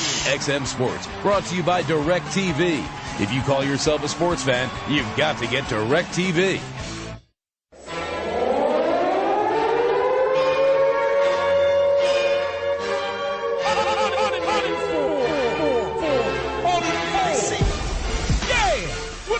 Radio Land motherfuckers, we replaced your regularly scheduled program to bring you this goddamn special-ass episode of Uninformed. Welcome to the Uninformed Mixtape, sluts. I'm your host, Bernard Valentine, from the world's nastiest sex rap group, Deep, the Uninformed Mixtape. Tonight we're gonna bless that ass with some of Bill and Joe's greatest goddamn hits. And in addition to that bullshit, we're going to shove some brand new exclusive cuts right up your pee hole. Also tonight, a brand new discussion with a real live 5-0. That's right, we're going to pick the motherfucking brain of a motherfucking ex-cop. Fuck you. The Uninformed Mixtape, tonight, right now. This episode has been pre-recorded, so that means don't try calling in, you stupid asshole. If you got some shit to say, email it to uninformedradio@gmail.com. Otherwise, shut the fuck up. Hey, yo, enough fucking around. Let's start this shit. Here's a brand new, hot off the press discussion between Bill and Joe. Uninformed. I could not sleep last night, man. I knew we had to get up today. I know, dude. You look like shit. To do this, because we're out every night doing shows till late. So to get up at 10 a.m. We're out there on the circuit. To get up at 10 a.m. to be in here by 12 to do like this pre-recorded episode, I was like, all right, I'm going to go right home after my spots and go right to bed at like 3 a.m. and try to get 6 or 7 hours of sleep. I'm trying to be responsible. Yeah. And I didn't drink. I just went right home. And, dude, I was just laying in my bed till 7 a.m. I could not sleep. I tried reading for a while. I didn't fall asleep. I'm reading. That's the worst. And I'm reading Wicked, which. What is that? Sounds like something a divorced woman would read on a beach. I know, that's exactly in the middle of summer.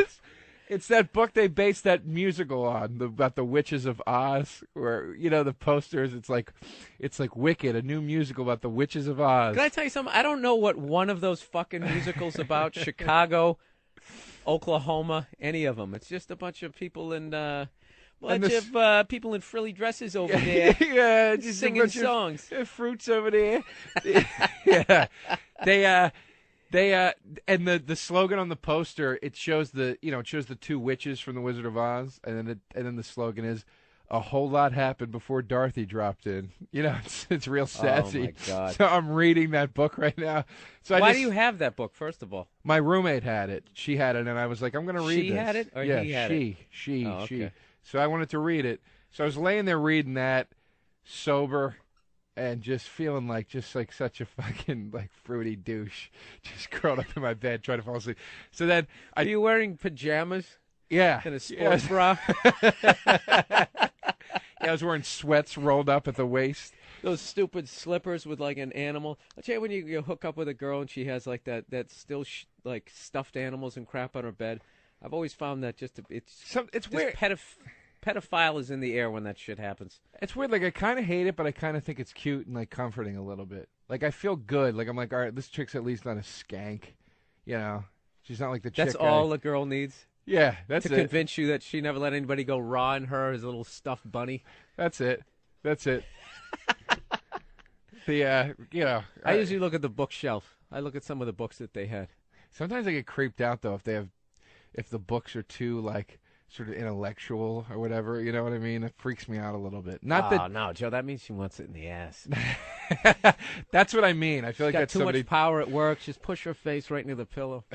So, I hooked up with a girl one time, and I was looking up, and she had one book up there. I swear to God, the name of the book was "They Said It Wasn't Rape."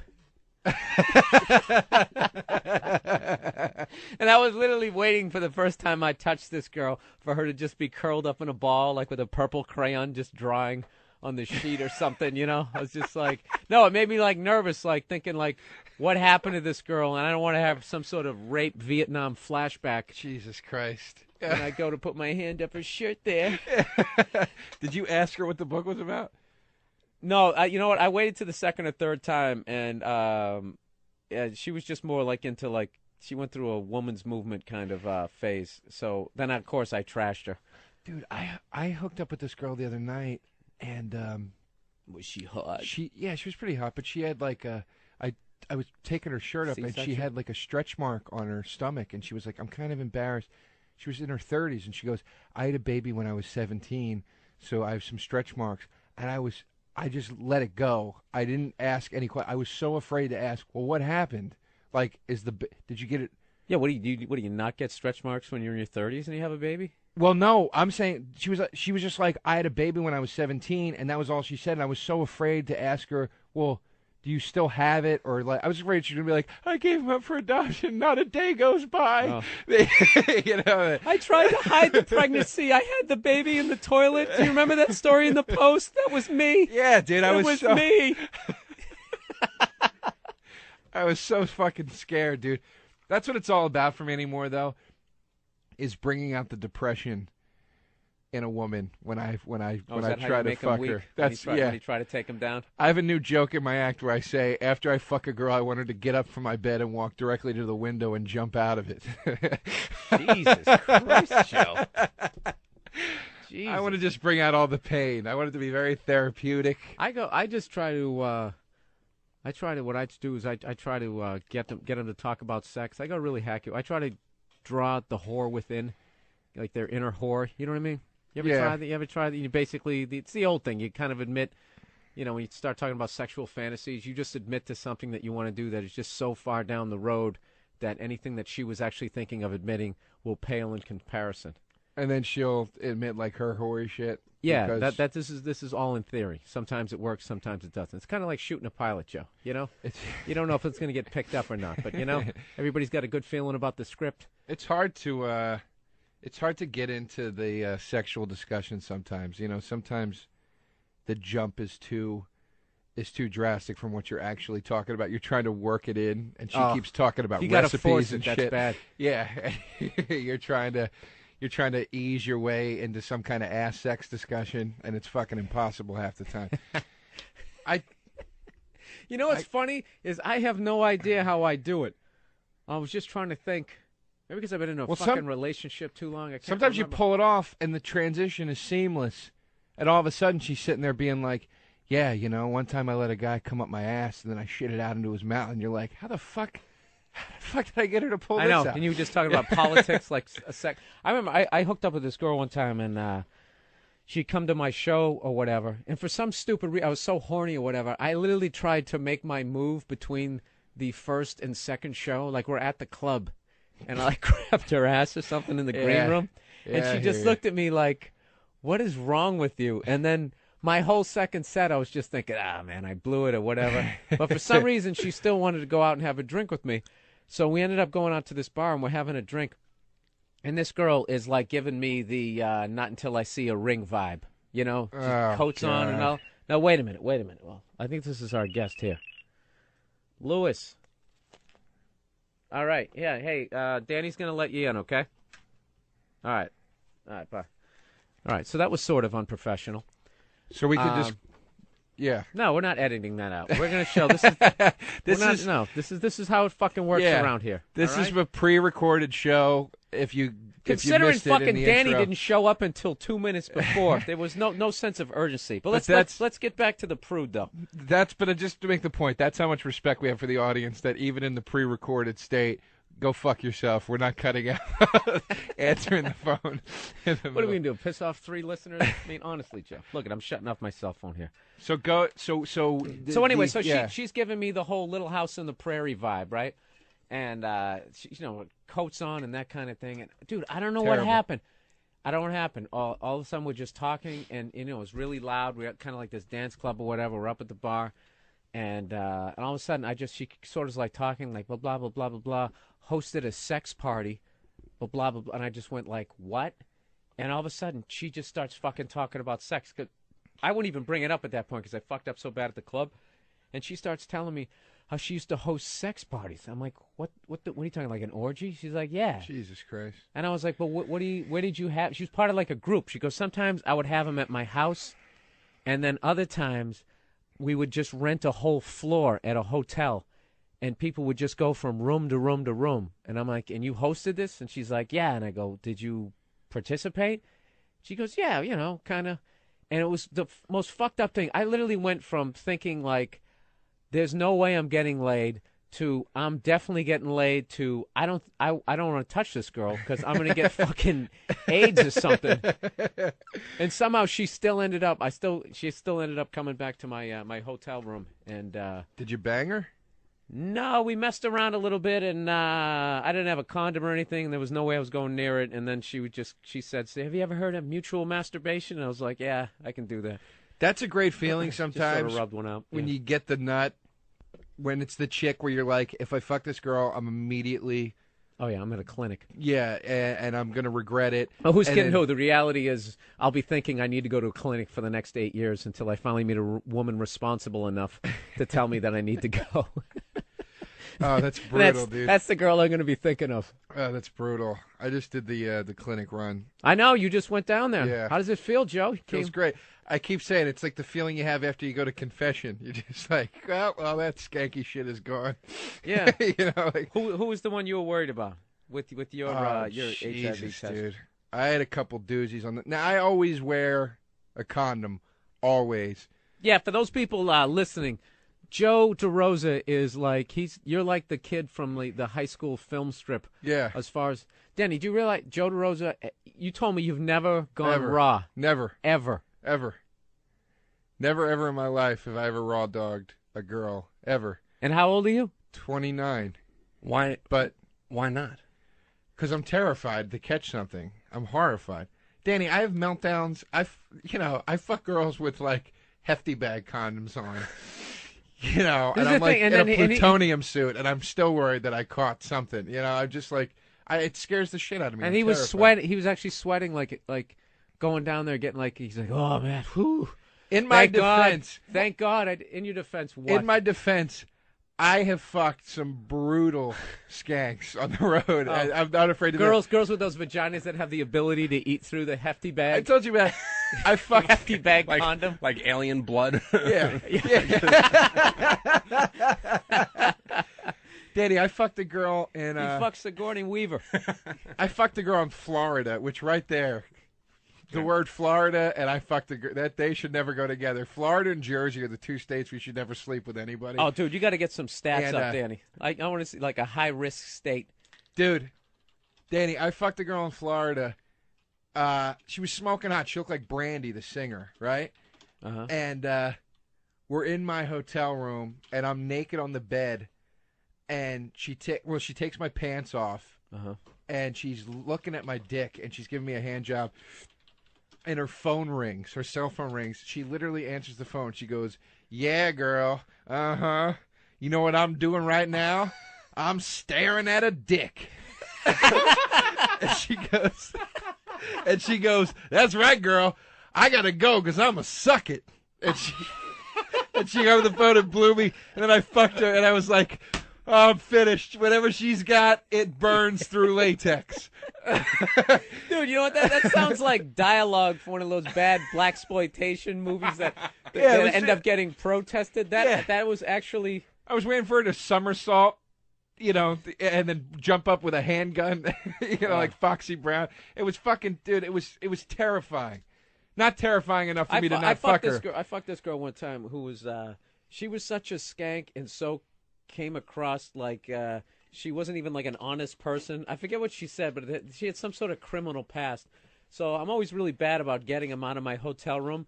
So I was literally sleeping next to her, right?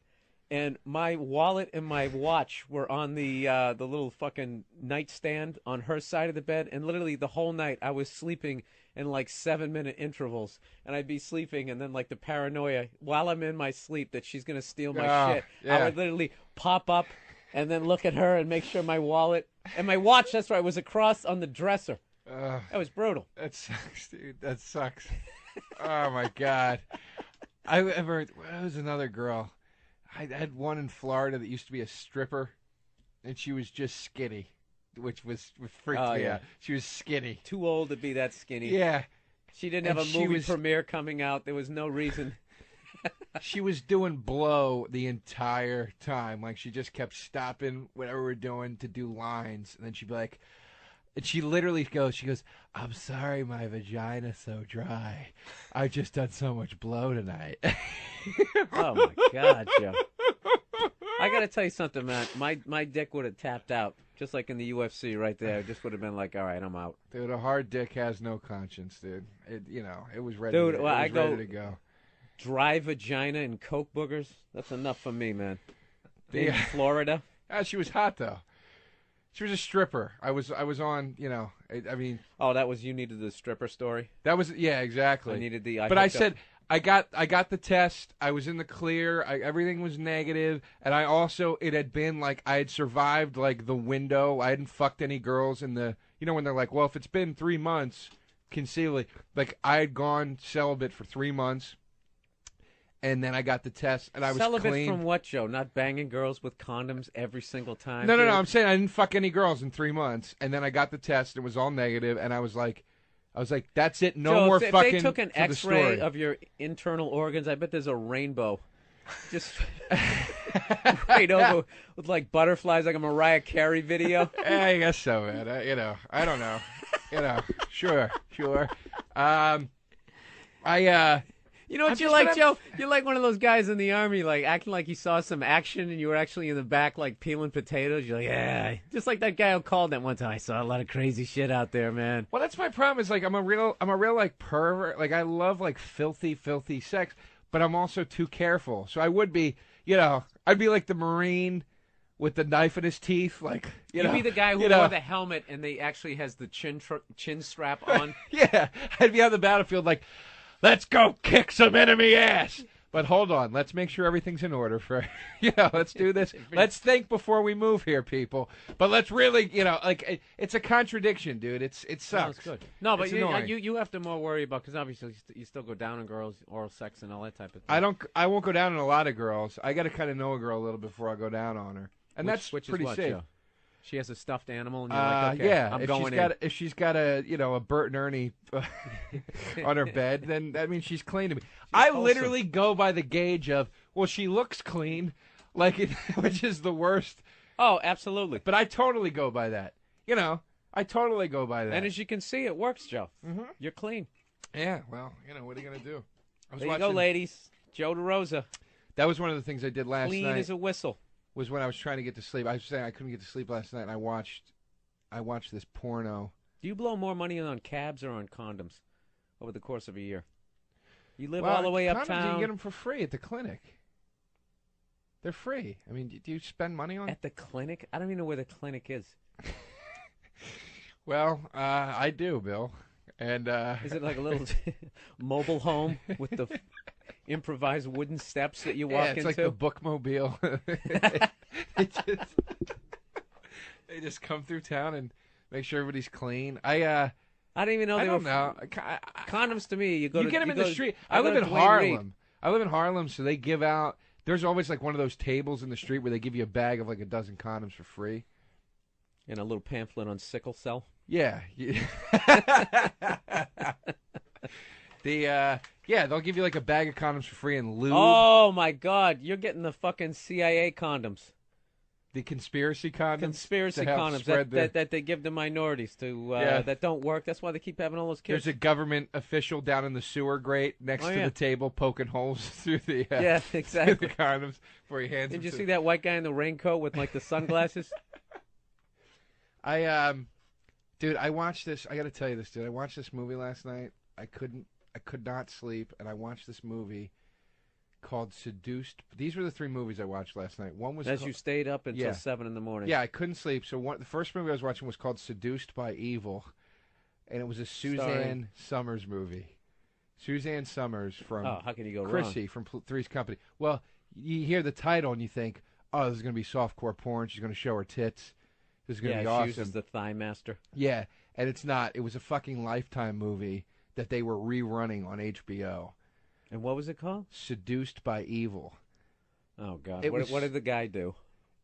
She goes to like a shaman who puts a spell on her, and I don't know, dude. I couldn't follow it. It was it was 4:00 in the morning. I was seeing, double. And you're just from sitting delirium. there with your dick in your hand, waiting for something to jerk off to. And it No, never I'd happened. already masturbated twice before I turned the movie on, but I just wanted to see if I could see Wicked? Suzanne. No, actually, I ran into that guy Yoshi. That works for Evil Angel, and he gave me a copy of Butthole Whores, it was called, which I wasn't able to put together what the movie was about specifically. It was a little highbrow. Serpico just showed up. Yeah. We were talking to a retired police officer. In a little bit. But, dude, here's the thing. I was watching this movie, and I all I could think about the whole time, this movie was made in 1994. It was the worst fucking thing. It was like they made it was like a Danielle Steele novel turned into a movie gone wrong. It was horrible. And I'm watching it, and I remember watching the E! True Hollywood story about Three's Company and how Jesus, Joe, do you watch anything of quality? She left the show. Three's Company was watching a the solid, REO Speedwagon behind the music, Three's and Company, I just noticed bite your tongue. Bite your tongue. Three's Company was a great fucking... Come on, man.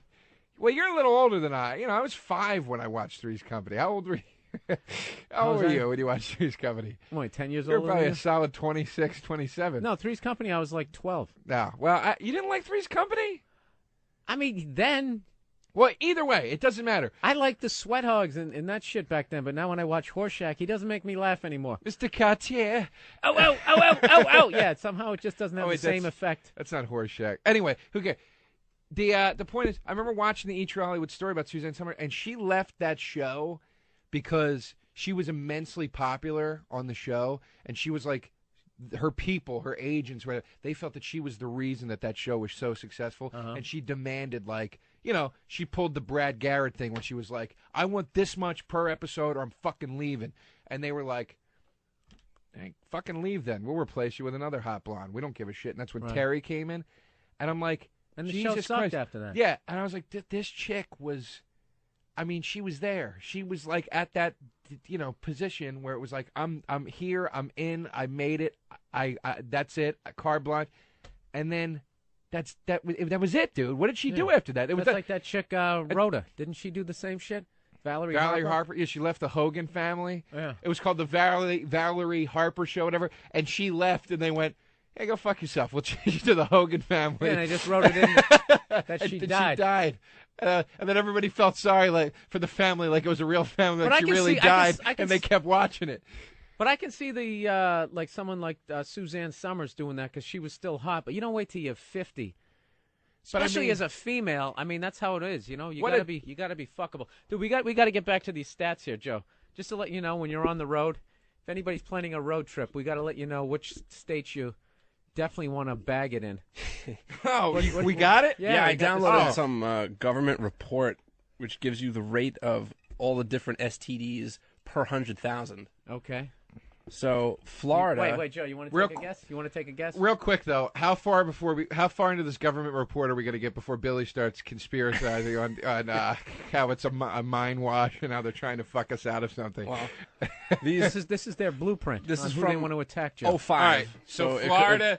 What am I guessing here? The percentage of people that have AIDS in Florida? No, the number of positive cases of gonorrhea per 100,000. What's the number one state you don't want to bang in, Joe? What are you going to go with? I'm going with Florida. Going with Florida? I'm going with Georgia. Well, you're looking at the fucking map, Bill. I can't see it from here. Well, we're all going to be fucked because we have to actually name these states because the name isn't on over the state. Oh, Jesus Christ. Danny, no, we're not fucked. I know what the states are. If you point to one over here, I'm not going to know. You don't know what they are? I have no clue. Oh, my God. I don't know. He's a fucking moron. No, he's not. I don't know what they are either. I couldn't tell you what half of those states were. You don't know what the states are, Joe? You go on... You go on the road. You don't look at a map where no, I'm going? I don't, you fucking nerd. Dude, you know something? I know where you're going with this, but that's not nerdy to... So wait a second. I'm a moron, but you guys are having a spelling bee later? I know. No, I can see not knowing how to spell, but like... No, actually, you know what? You're right, because I use words all the time that I don't even know how to fucking spell to try to impress people. So, all right, so you guys are right. Wait, I'm just not a moron in this. So I'm betting Florida. I know, and I can pick out Florida on a map without it being labeled. So Jesus, Joe! Wow, you can pick that one out. How about New York? Can you pick that one out too? I'm proud of that. New York, maybe. The Louis. I don't think you can hear you. Let him know we're gonna be because he's looking really depressed out there. Let him know we're gonna get him in here. I told him. Okay, all right. So, no, Florida is not the most infected state with gonorrhea. How do you know, Danny? You don't even know what the fucking well, states because I know are. Florida's right there. Whatever that state is. Can I do? I just saw where you pointed. What is it? It's towards the east. No, it isn't. It isn't? Point to that. I want to see if you know if you know what state that is. Go ahead. Point to. Danny doesn't know. Go ahead. Point to the state. What state is that? That one. What is it? That one is. He has a college degree. Unbelievable. That one is. That's Alabama. No, it's Mississippi. You fucking Mississippi idiot. is the highest. Forget that it's the highest. Alabama's right next to it. Don't act like that's that way off. Alabama's right next to Mississippi. Wow. Alabama touches Florida. Wow. Dude, that is some Bobby Kelly shit. You just pointed. Did you just not point to the second state from the right? Oh, that one. Which one are you pointing? Oh, the third. You. The third You're one not over. getting out of that. You're not getting out of it. You're full of shit. Because not only that, if you thought he was just pointing Alabama, you would have gone Alabama. But you were like, that one is wow. I remember a long time ago, Bobby Kelly, his booker called him up and said, "Yeah, I got you a college in Wisconsin." He goes, "Awesome. What state is that in?" I can just hear him. Dude, what state is that in? Dude, you're right there with him, though. Oh, gosh. That's hilarious. Mississippi. Now, who would have thought Mississippi? Dude, first of all, who would go to Mississippi? So I'm feeling really good about my chances of not getting gonorrhea at any point in my lifetime. That's absolutely true. The I got so called to on another dumb thing the other night. I was talking to Russ Maneve. About what? And two of his friends. I don't Russ even Maneve, remember. another comedian. He's Yeah. got a whole chunk on rape. Hilarious comedian. His crowd work. I was laughing the other night because he does a joke about suicide, and he goes, "So is anybody else suicidal like me?" And that's like crowd work in Russ's head. Yeah, but I go, suicidal? Come on, people, back me up. He cracked on me about something. I go, really? I go, why? Because I'm not a disturbed sycophant like you.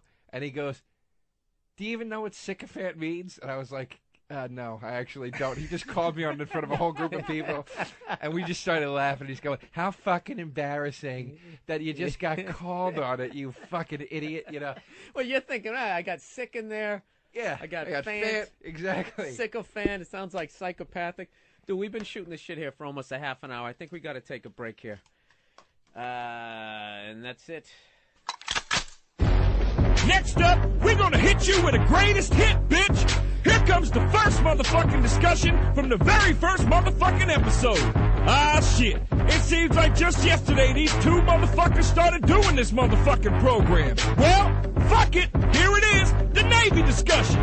Uninformed.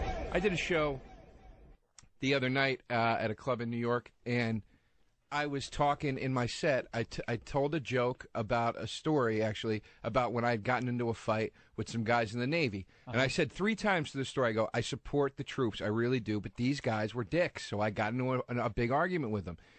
And there were 2 people from the Navy in the front row. Jesus, Joe, you're yelling at retards and the troops? That kid wasn't retarded. He was a fucking kick dick. a puppy at the end of your last gig?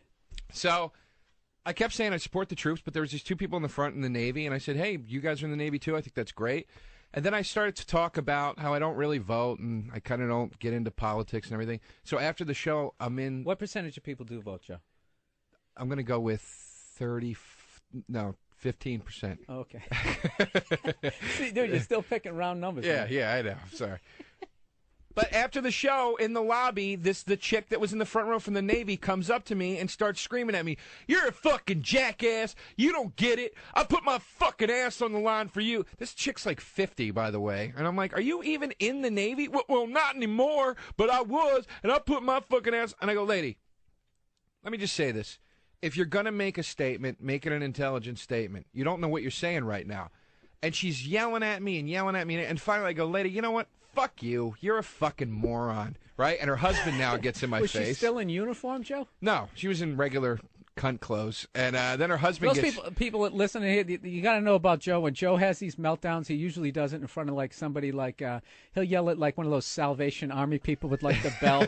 It's like when Joe has like a meltdown, he's always like in front of a church. Yeah, I don't really ever strike out against any real cause or legitimate effort or anything. It's always, a homeless man. One time I tried to beat up a homeless man because he insulted Billy in the street, and I tried to fight him. Oh, dude. I remember, this guy, Danny, how old was he?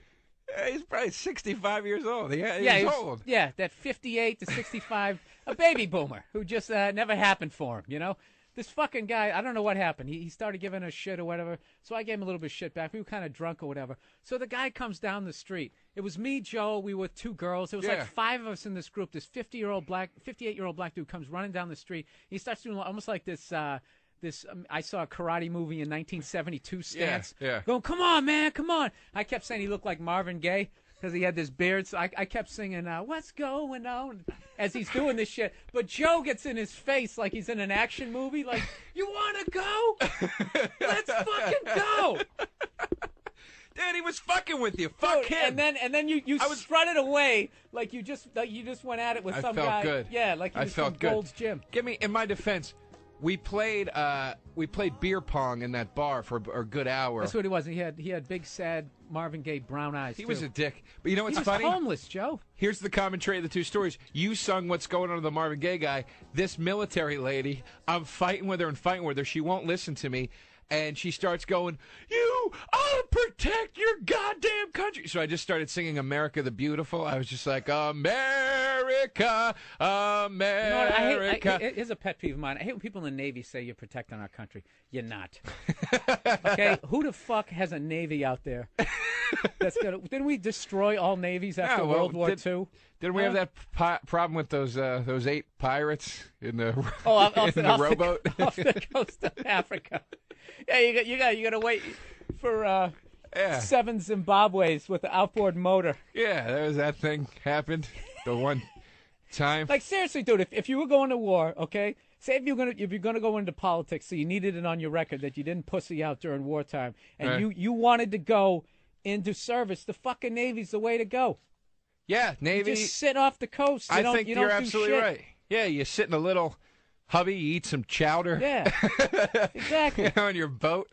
Exactly. I'll tell you, the only guys who get off easier are the guys with, like, in the Air Force with, like, the orange sticks that, like, guide the plane in, or maybe, like, the guy who sticks the blocks under the wheels. I don't even want to be the guy with the sticks. I want to be the guy making the sticks. Fuck that. I don't even want to be out on the aircraft. You drill the hole for the rope that they stick in there. Exactly. So then one day you can flip out at a comedy club. I'm fucking protecting your ass. Exactly. Everybody acts like they're on the front line. I bet Navy SEALs and those guys fucking hate that shit. Everybody walking around. Jesus Christ. Yeah. Some guy that just had to slit some mercenary's throat. Yeah, some guy in the Navy sunning himself in the Persian Gulf on the deck of an aircraft carrier. Yeah. Don't you love that? It's like the guys in fucking Fallujah. Yeah. Navy SEAL Johnson, we need you to infiltrate the desert and take out this czar. Miller, go guide this plane in. But you're both protecting the country. Point in the direction that the plane's taking off. You ever seen that guy? You just got to take like a yoga class so you can bend down far enough so you don't get sucked into the fucking jet engine. That's right. Here on Uninformed, if you're listening to this shit and you're in the Navy, we're saying, unless you're a Navy SEAL, go fuck yourself. You're not protecting us. All right? You're on a ship, You're on a cruise that's 4 years long. What percentage? Now, honestly, not like I'm just trying to get some callers here. Not our fake percentage. Honestly, what real percentage would you estimate of people in the military actually put their ass on the line, like are actually in the fucking fire? 18. That's 18%. About 18. Yeah, if you got like you got a couple guys. What do we got? Like 7 jets over there, 7 to 10, right? No, we do. Dude, I saw it on Wikipedia. We got like, if you're just tuning in, all this shit's backed up. We got encyclopedias right in front of us. We got like 11 jets over there, right? All right. That's a good number, Joe, if you're going to guess later on. I don't know. Yeah, it's the fucking guys, you're on point, that Vietnam shit. All right, if you're in some computer guy. Yeah, you ever see this shit like they try to suck you into getting in the military and they show the guy sitting in the control room in the laptop? I mean, that's basically... I've actually gotten upset with my dad because you're in a cubicle in the middle of a war. I've gotten upset with my dad because he's in Vietnam, or he was in Vietnam, and I've actually gotten annoyed with him because he has no good stories because he worked in the fucking file room. Exactly. And it's like I remember being a kid and be like, Dad, tell me a story about the war, and he was like, my dad was in the Navy. Papers. My dad was in the Navy. He was in the medical corps, and they didn't even ship him to Vietnam. They shipped him to Chelsea Naval Hospital in Massachusetts. I mean, he had some incredible stories about wounds, but it's not like they were going, medic! And he was, serpentining. Yeah, if there's any veterans out there that want to call up and, actually seen some action, and do you get, like, annoyed with other people who start strutting around like, they had some incoming when they're really just, It's true, because peeling fucking potatoes? What, do these lights mean that there's calls coming in? Yeah, we got calls. Actually, let's go to Ken in Massachusetts. Okay. His son is in the Navy. Okay. Ken, what you got?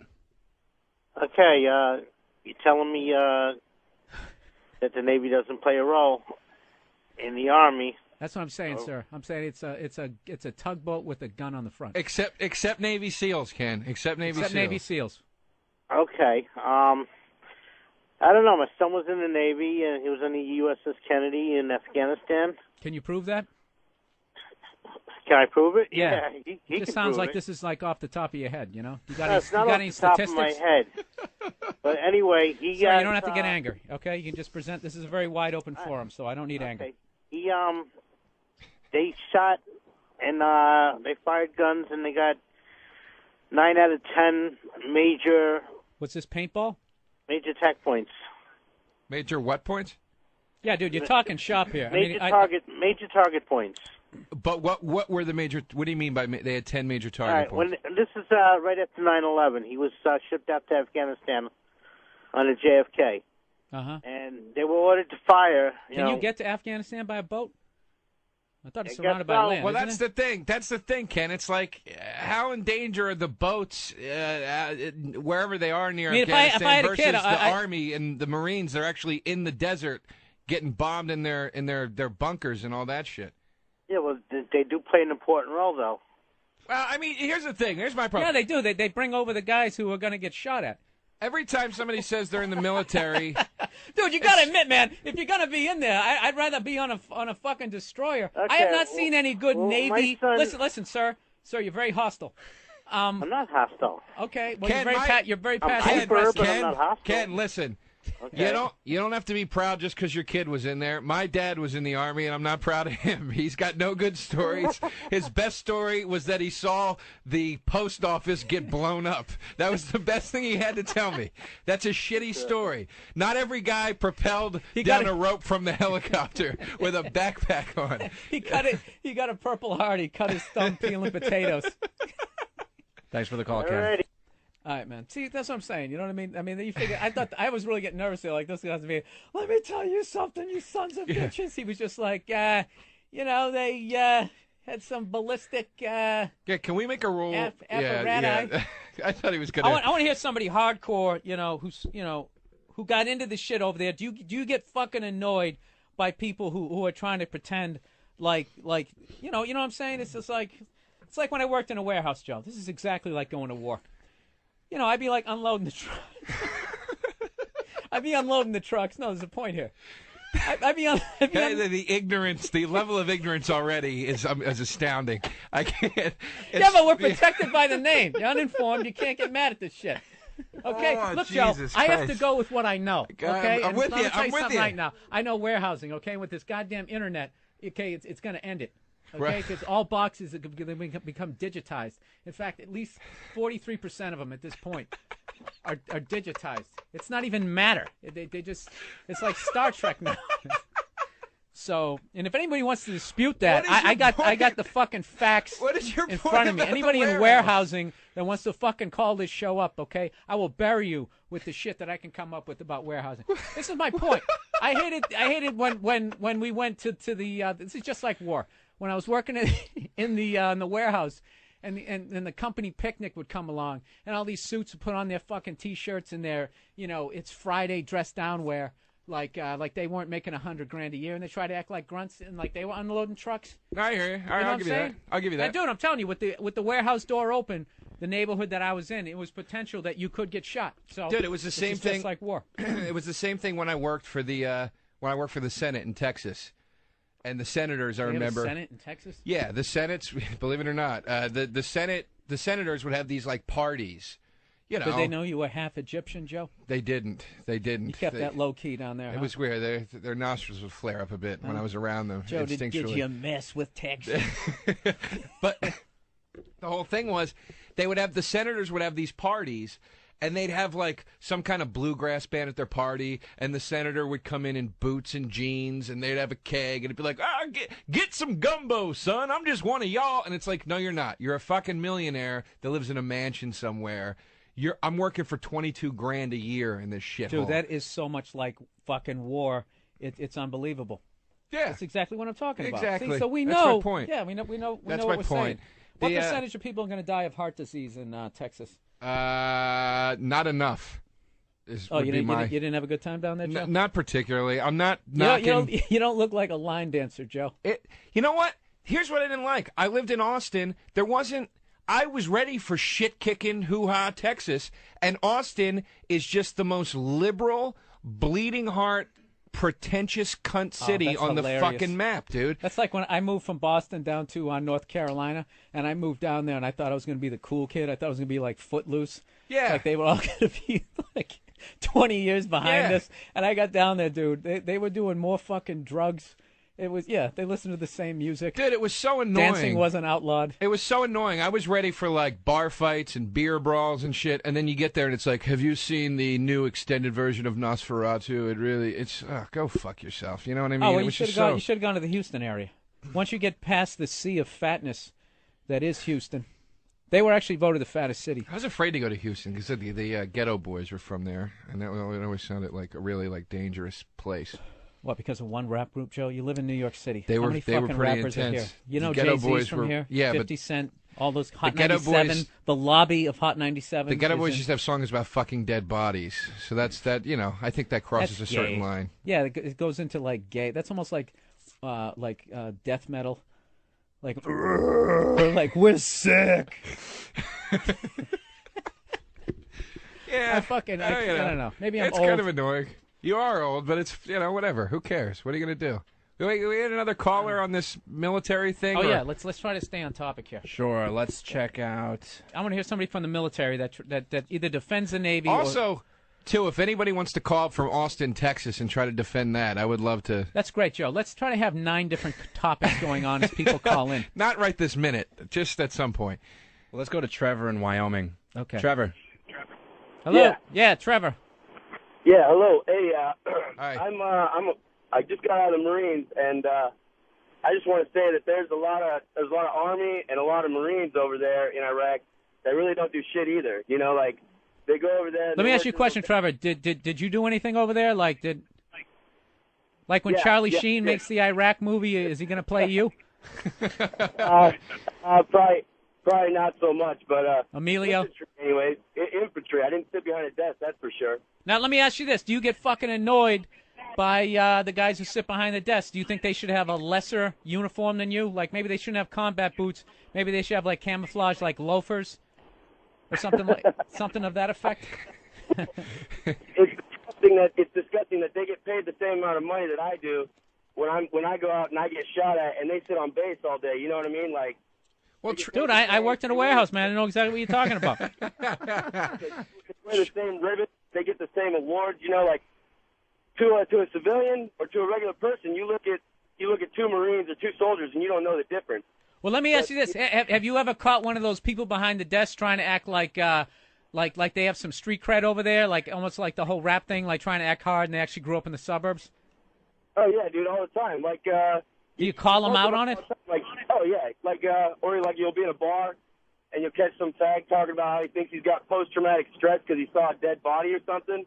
You know, and you're kind of, Right. it's pretty weak, man. Because he downloaded Faces of Death in his cubicle. Hilarious. Trevor. Yeah, exactly. Trevor, so I've always been dumbfounded by this.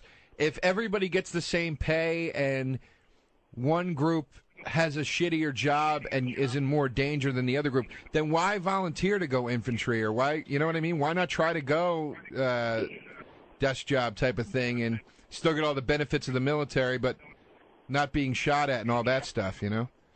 Well, because that's for pussies, man. Like, who joins the Marine Corps to sit behind a desk? I like you, Hey, Trevor. is that the reason why the people I know, and I don't want to say me, but the reason why they join is so they can go kill somebody or so they can go blow some shit up. Not sit behind a fucking desk and... Dude, why don't they have you in the commercial? Yeah.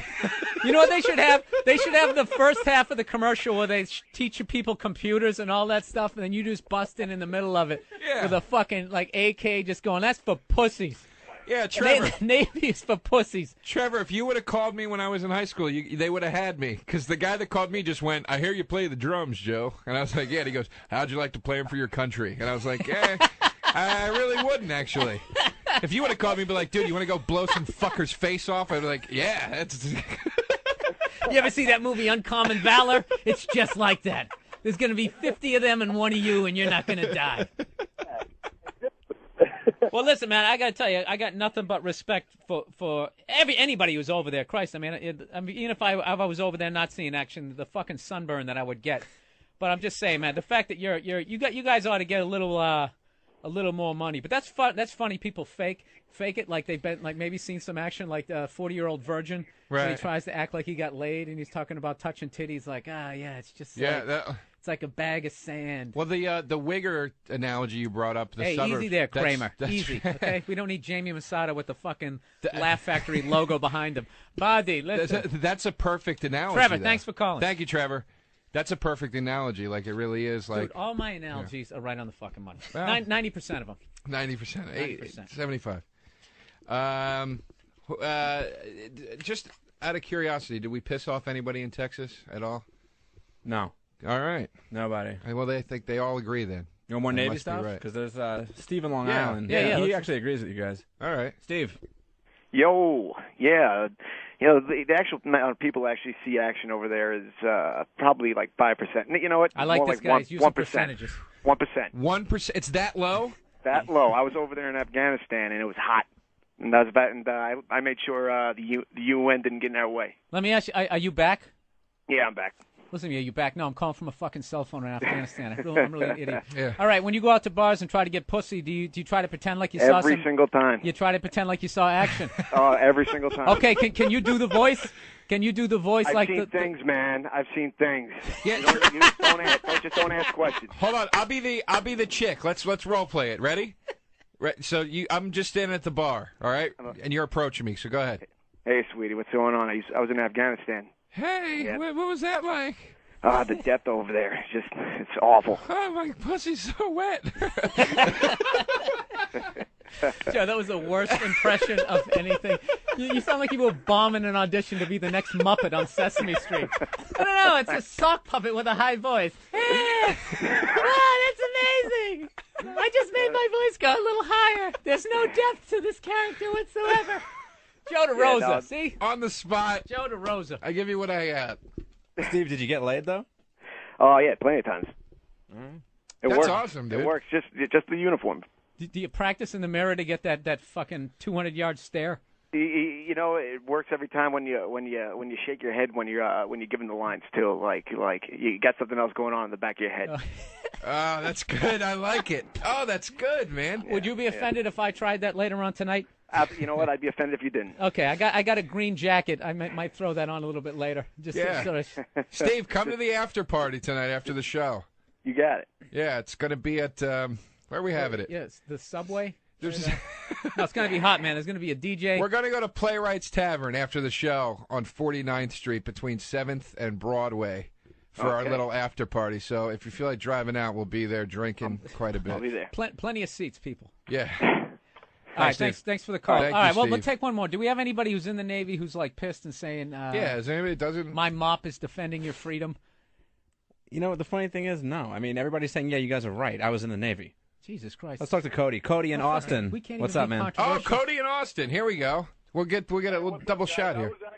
I was actually a nuclear engineer in the Navy, biggest fucking nerd job in the world, and I lived in Austin for like 10 years, so I can back you up on both fronts. Yeah, but there I we gotta go, tell Cody. You, man, nice. I gotta tell you, man, the worst part, though, is not the assholes that you run into in bars and shit in the civilian world. The worst part is when you're actually in the Navy and you're fucking working in a shop with a guy.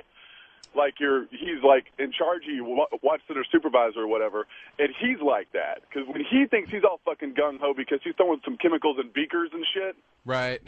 You know what I mean? Right, and right. he makes your life fucking hell because he wants you to feel like you're out there shooting people and stuff. So You know what I mean? you're basically saying that, like, this last guy was saying that maybe 1-2% of people actually see action, but you see people in the armed services every night, you know, saying that I'm defending your country and blah blah. I guess they're speaking for that 1%. I understand it, but I think there ought to be like a teleprompter underneath, like technically this person has never been shot at since his older brother bought a BB gun when he was 8 years old. And that guy giving you shit, like your lab supervisor guy, that's some fucking pussy that's taking all in his insecurity shit out on you. You know what I mean? Like he's fucking feeling shit for not being out there. School wants to grow up to be a cop. You know what I'm saying? Right, the right. Guy that most shit growing up is the first one who wants to join the fucking police academy because then he'll have the power. Right. The guys that suck are the ones that stay in the military for fucking ever and rely on that crutch of coolness. Because now every time they go to a bar, people are buying them drinks and shit. Man, I saw some Navy guys in a bar 3 nights ago, and they were talking all this shit about Iraq and all that. And you know, I kind of like to bait them a little bit. So Right. Did they know that you? Did they know that you were in the service? Or no? No. I don't even tell them. I just talk to them. Oh, that's really cool, man. Yeah. And then towards the end of the conversation, I pointed his arm and yeah, those 2 little feathers mean you're a fucking secretary. Shut the fuck up. Ooh. You know what I mean? We should get you and the last guy to fight somewhere later. I'm all for it, man. Well, that's what sparked this whole thing, is because that chick in the Navy screaming at me, and she's like 50, and I go, "Lady, are you in the Navy?" And she's like, "Well, not anymore, but I was." It's like, yeah, when she was in the Navy, yeah, her job was to blow an admiral. Here we go! Another classic from episode 1. Episode 1. Ha ha! I like that shit. That sounds like some Star Wars shit. Anyway, sit back and check it. The game show, ho!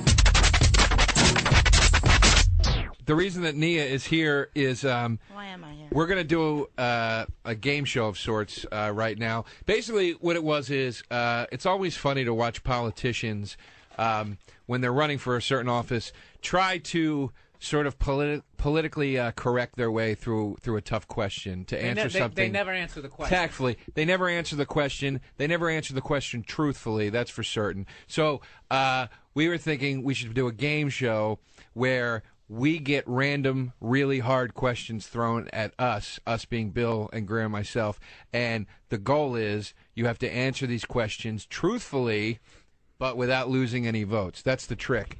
The second we smell bullshit, you get buzzed by the other players. And the second you spin it too hard into something else, you get buzzed. But also, if you're too brutally honest, you get buzzed too. So we understand the rules. So we're basically sitting around going, these fucking politicians, they never answer questions. And then we're like, well, if you actually answered them honestly, you'd lose votes. And then we started talking shit, going, I could fucking do that. So now we're going to see. All right. So here's how it works. Do it. Go ahead. Nia's going to ask the question. She's going to pull them randomly out of that. Some of them are easier than others, right? Mm-hmm. We'll go in order. Billy will get asked the question first. While he's answering his question, Nia, myself, and you, Greer, will act as the judges. Okay. When it's my turn, How many points you, do you Billy, get? Nia, judge, and Got it. so on. This feels like when the electricity goes out and you're like, fuck, we got to play a board game here. We'll just we'll give one games point are good. per question. Fuck it, and you got like 17 seconds to answer it. All right. Wow. So, No, we're very accurate. We do a lot of research here. So here we are. This is Who Wants to Be a Politician? All right. It feels like college radio. Fuck that. We did a great job for 2 hours and 40 minutes. There's going to be some shit. This is where the show might jump the shark, but maybe not. I don't know. This might be funny. All right. All right, Nia, let's... With our host, Nia. All right, so the first question. For who? For you, Bill Burr. Okay. Do Jews run the media? Oh, wow, you hit me fucking hard right off the bat.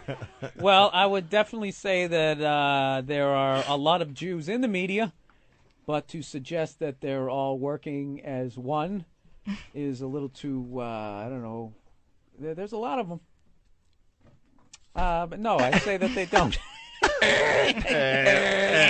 Why? I didn't say anything anti-Semitic. You backpedaled at the end. There's a bunch of Irish guys who are cops. You know what I'm saying? Everybody picks something that they run. Well, you know what? You should have said that as your answer, and you would have gotten a point. Really? You know what? You should stop being so smug. Shut up. You gotta stop being so smug, like you're fucking up by 50 points. His time's Wait a second, though. Where's the timer, though? I'm holding it right here. All right. Hold the so timer. you kind of included that last part. Question. We gotta keep it going. All right. Next question. Uh-oh. Who's this one for? Greer? Okay. For Greer Barnes. Greer Barnes. Greer Barnes trying to get elected. Are Asian people rude? I wouldn't say that Asian people are rude. I just Yes, it's over. No, I'm just saying. You just lost Chinatown. It's just really, honestly, hard to understand them at times. That's all. And that explains. And that explains why. That's rude. That's rude, Not right? rude. They speak loud because there's a lot of them. So, yeah, and they're What all is- talking, what? so This they is have getting to, worse and worse. I don't, because they always go like that when they talk. That's all I'm saying. All right, neither one of us is getting. All right, Joe, you're the fucking big shot. Is 17 seconds enough? When I went that was 17 seconds. Oh, yeah, and it's horrendous. Do you have a buzzer sound over there, Danny, so we don't have to listen to Joe's version of a woman coughing?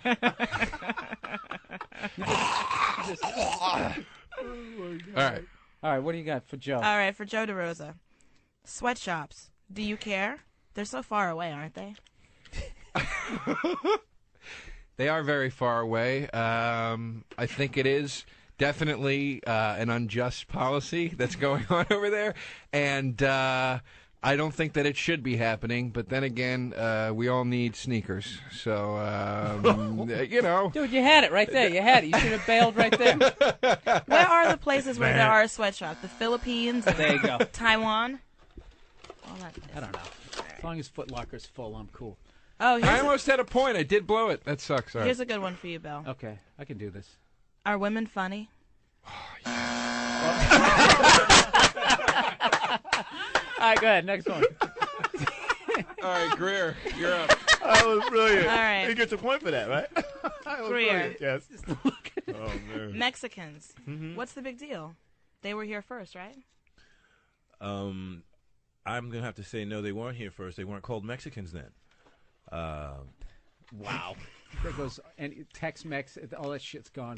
Let them go. and you can, let them go. Go back across the border. Jeez. Greer, what Would are you running buzz for? him? Jesus Christ. Danny, you're falling asleep at the wheel Yeah, here. how far is he got to go before he gets disqualified? All right. All right, Joe. Yes. Why do black guys have to be so loud? I don't know, I feel but we it's should be asking the black man that. it's kind of annoying. It's nothing against black guys themselves, but they are loud and they do yell a lot. It's kind of Yeah. Thank you. Not good. I don't be yelling. Okay.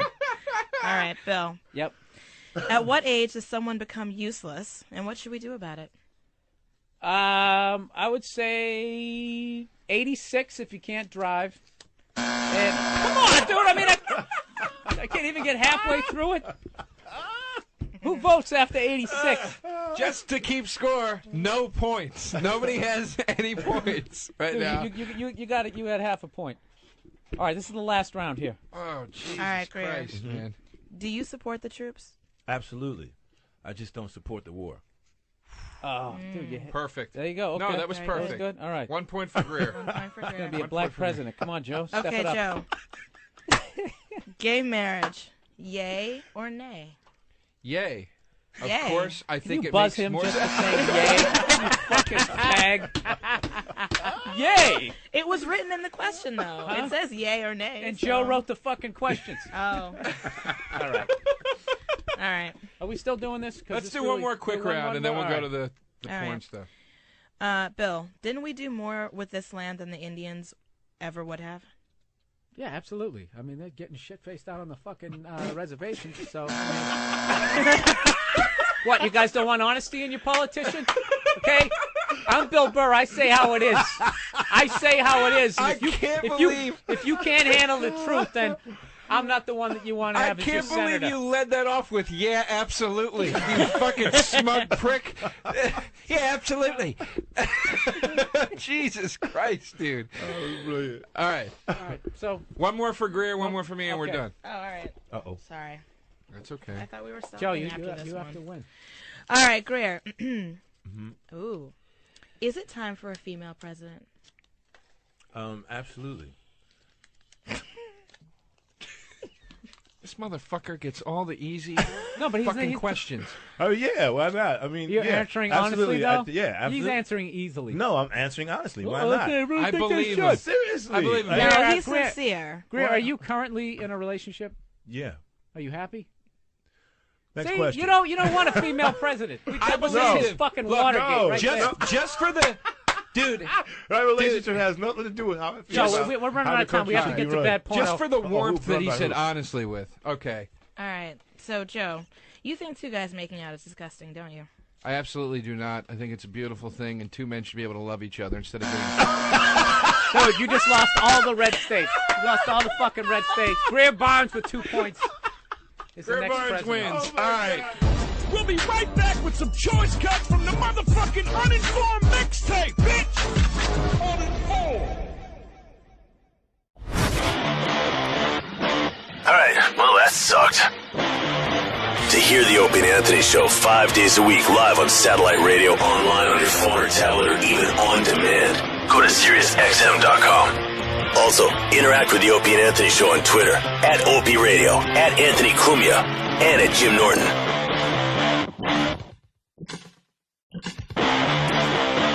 What's wrong with you, Doesn't dude? that- Seriously. Go see your parents. It's Christmas. I have 40 fucking Christmases in a row. I know what they look like. I know Oh, what they my look God. like. Why don't they Bill. come and see me, Joe? 'Cause- When they 'cause- were 40, shut up. When they were 40, they didn't go see their parents. Because they were married and had a family that they had to tend Exactly. to. But you don't. Exactly. Who is this? Come on in, sir. Somebody's coming into the studio. This guy's got a All beard, right. and he's got headphones. You a DJ? What do you do? He's blushing. I like him. This is Oh, it's the guy who was supposed to be here. Okay. he was late. Where were you at the fucking Bonnaroo Festival? Yeah. He looks kind of like a hippie. What's your He name, does. man? He just washed Hi, the Mike. He just seems washed the mud off. he seems like a nice guy. Mike, I'm Joe. Everybody introduce yourself to Mike, please. Melba from the Improv is over there in the corner. Oh, is this house? Here's Look at Bill Burr. Don Wicklund. Don Wicklund just walked in dressed Like like Fonzie. no, he's dressed like an Armenian. Don came blazing through the door. Yeah. Can I ask you guys a question? Are you guys at any point going to just act like there is an actual radio show going on here? You're just going to burst in here and just totally let our listeners know how little respect you have for our show? Why are you dressed like you're in High School Musical? I don't like it. The funniest part, did this not put the whole radio show in place? When you go, hey, Don, since we're here, can we just go up to payroll and get our checks after the show? And he goes, good luck with that. I know, it's unreal.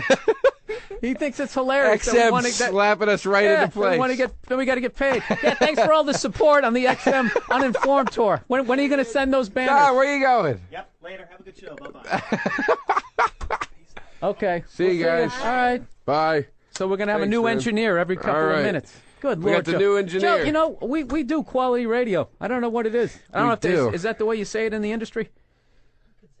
I could? Okay. We Are you there's going, probably I- a term for Do it. you have a microphone that you can talk?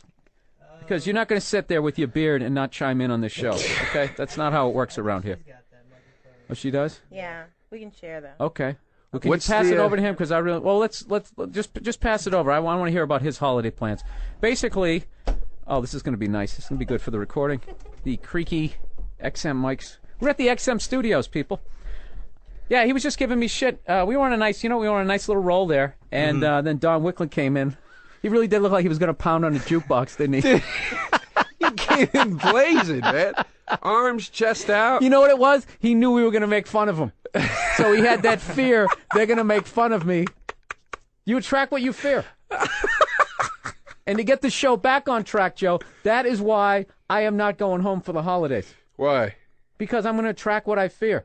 What do you fear? People are going to say you're a loser alcoholic and, and we're starting to think you're gay. Bill, why would they say you're a loser? What, are you going to get drunk at Christmas dinner? Joe, None of you ever loved me! Are you going to No, I don't. No, I'm a happy drunk, Joe. Believe it or not. Well, who's going to say you're an alcoholic? Who would say that? Your family. My inner voice. Jesus. Dude, go see your parents at Christmas, man. You're getting older. I'm not trying to be cryptic, but, there's, you're not going to have a lot of these left, Joe, dude. I'm doing a college gig in the same state. I can see him then. And I don't have to get on a plane with 900 fucking fat people with presents. When are you doing a college gig? Huh? When are you doing the college? No, let's talk about, Joe. Let's talk about the unbelievable, horrible shape that people are in this country. No, wait a minute. Let's talk about that. Bill, and stick talk about on one. them loading onto the plane with all their crap in the overhead compartments. All their big slacks folded up. That thought just trailed off. You were hitting it hard in the front part of that statement, and I thought you were going somewhere. Try not to. Well, then don't fucking reference it. I can't believe you let him make fun of your beard, and he's sitting here with his Chinese vintage Star Wars shirt on. It's an awesome shirt. Huh?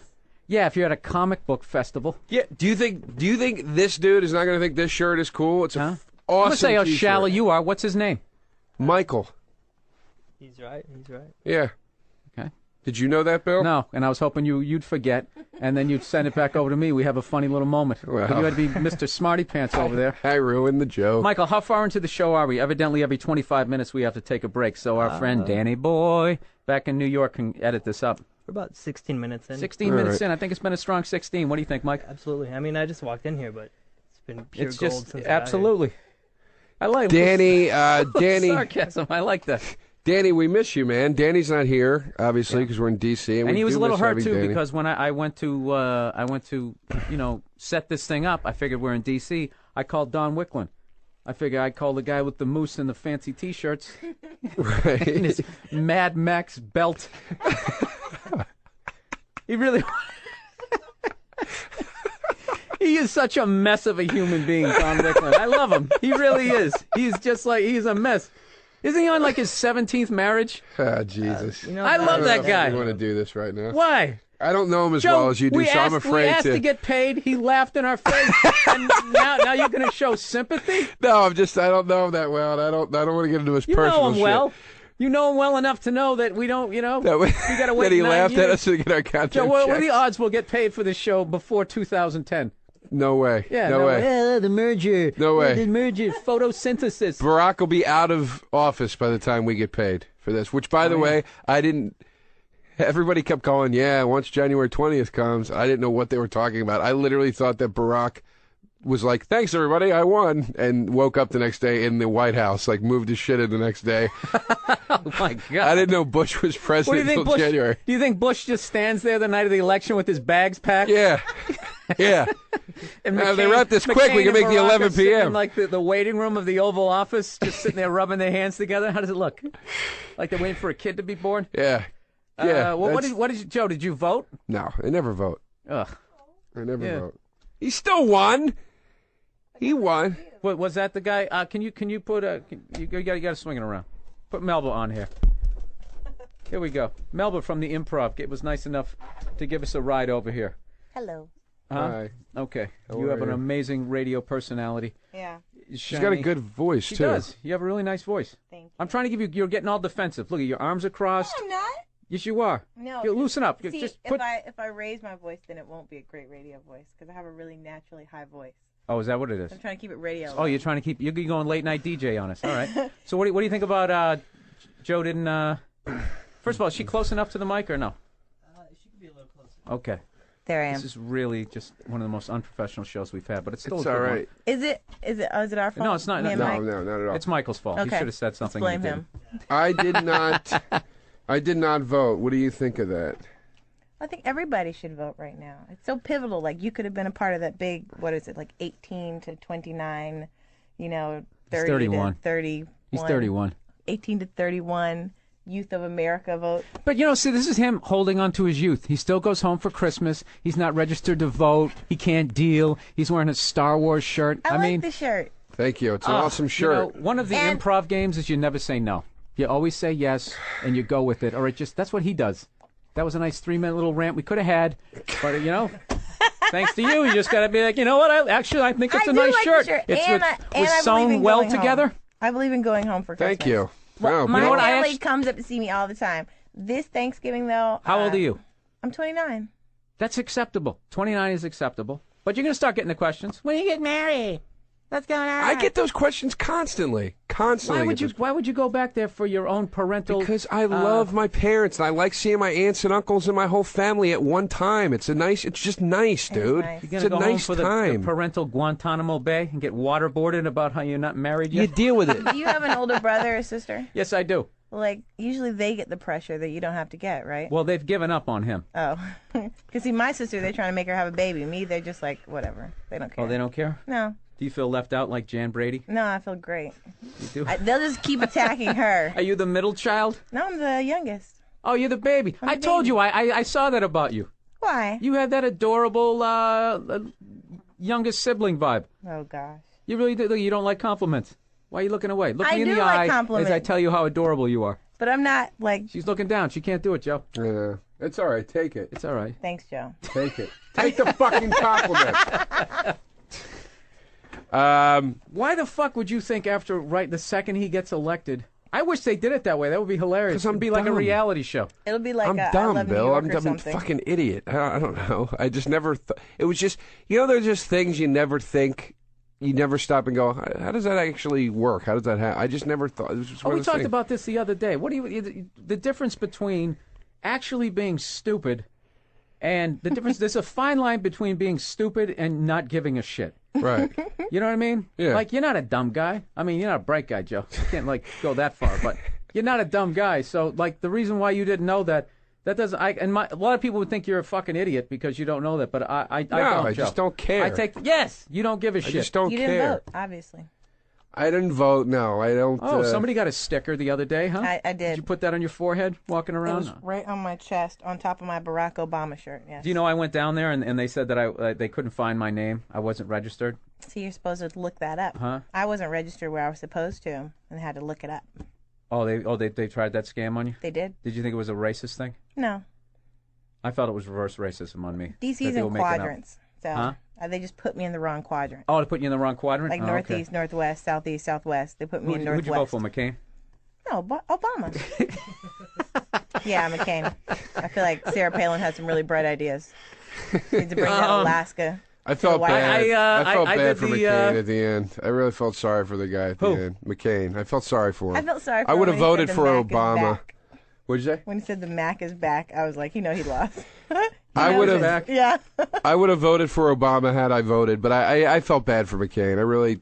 It was just sad. It was. I didn't dislike him, but I mean, I'm not into the two parties, dude. I did a write-in. I wrote in Ron Paul because I overheard somebody say something in a bar about him that I liked, and that's how I casted my vote.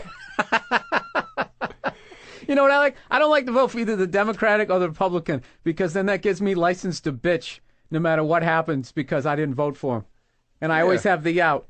Yeah. You know, because I definitely lean left. So my brother will give me shit like, see, he's not doing nothing. Then I have the out to be like, I didn't vote for him. Yeah. Carlin had that bit about not voting and saying, people say if you vote, you have the right to complain. And he's like, I think it's just the opposite. I had nothing to do with any of this. That gives me full right to complain. I agree with that 100%.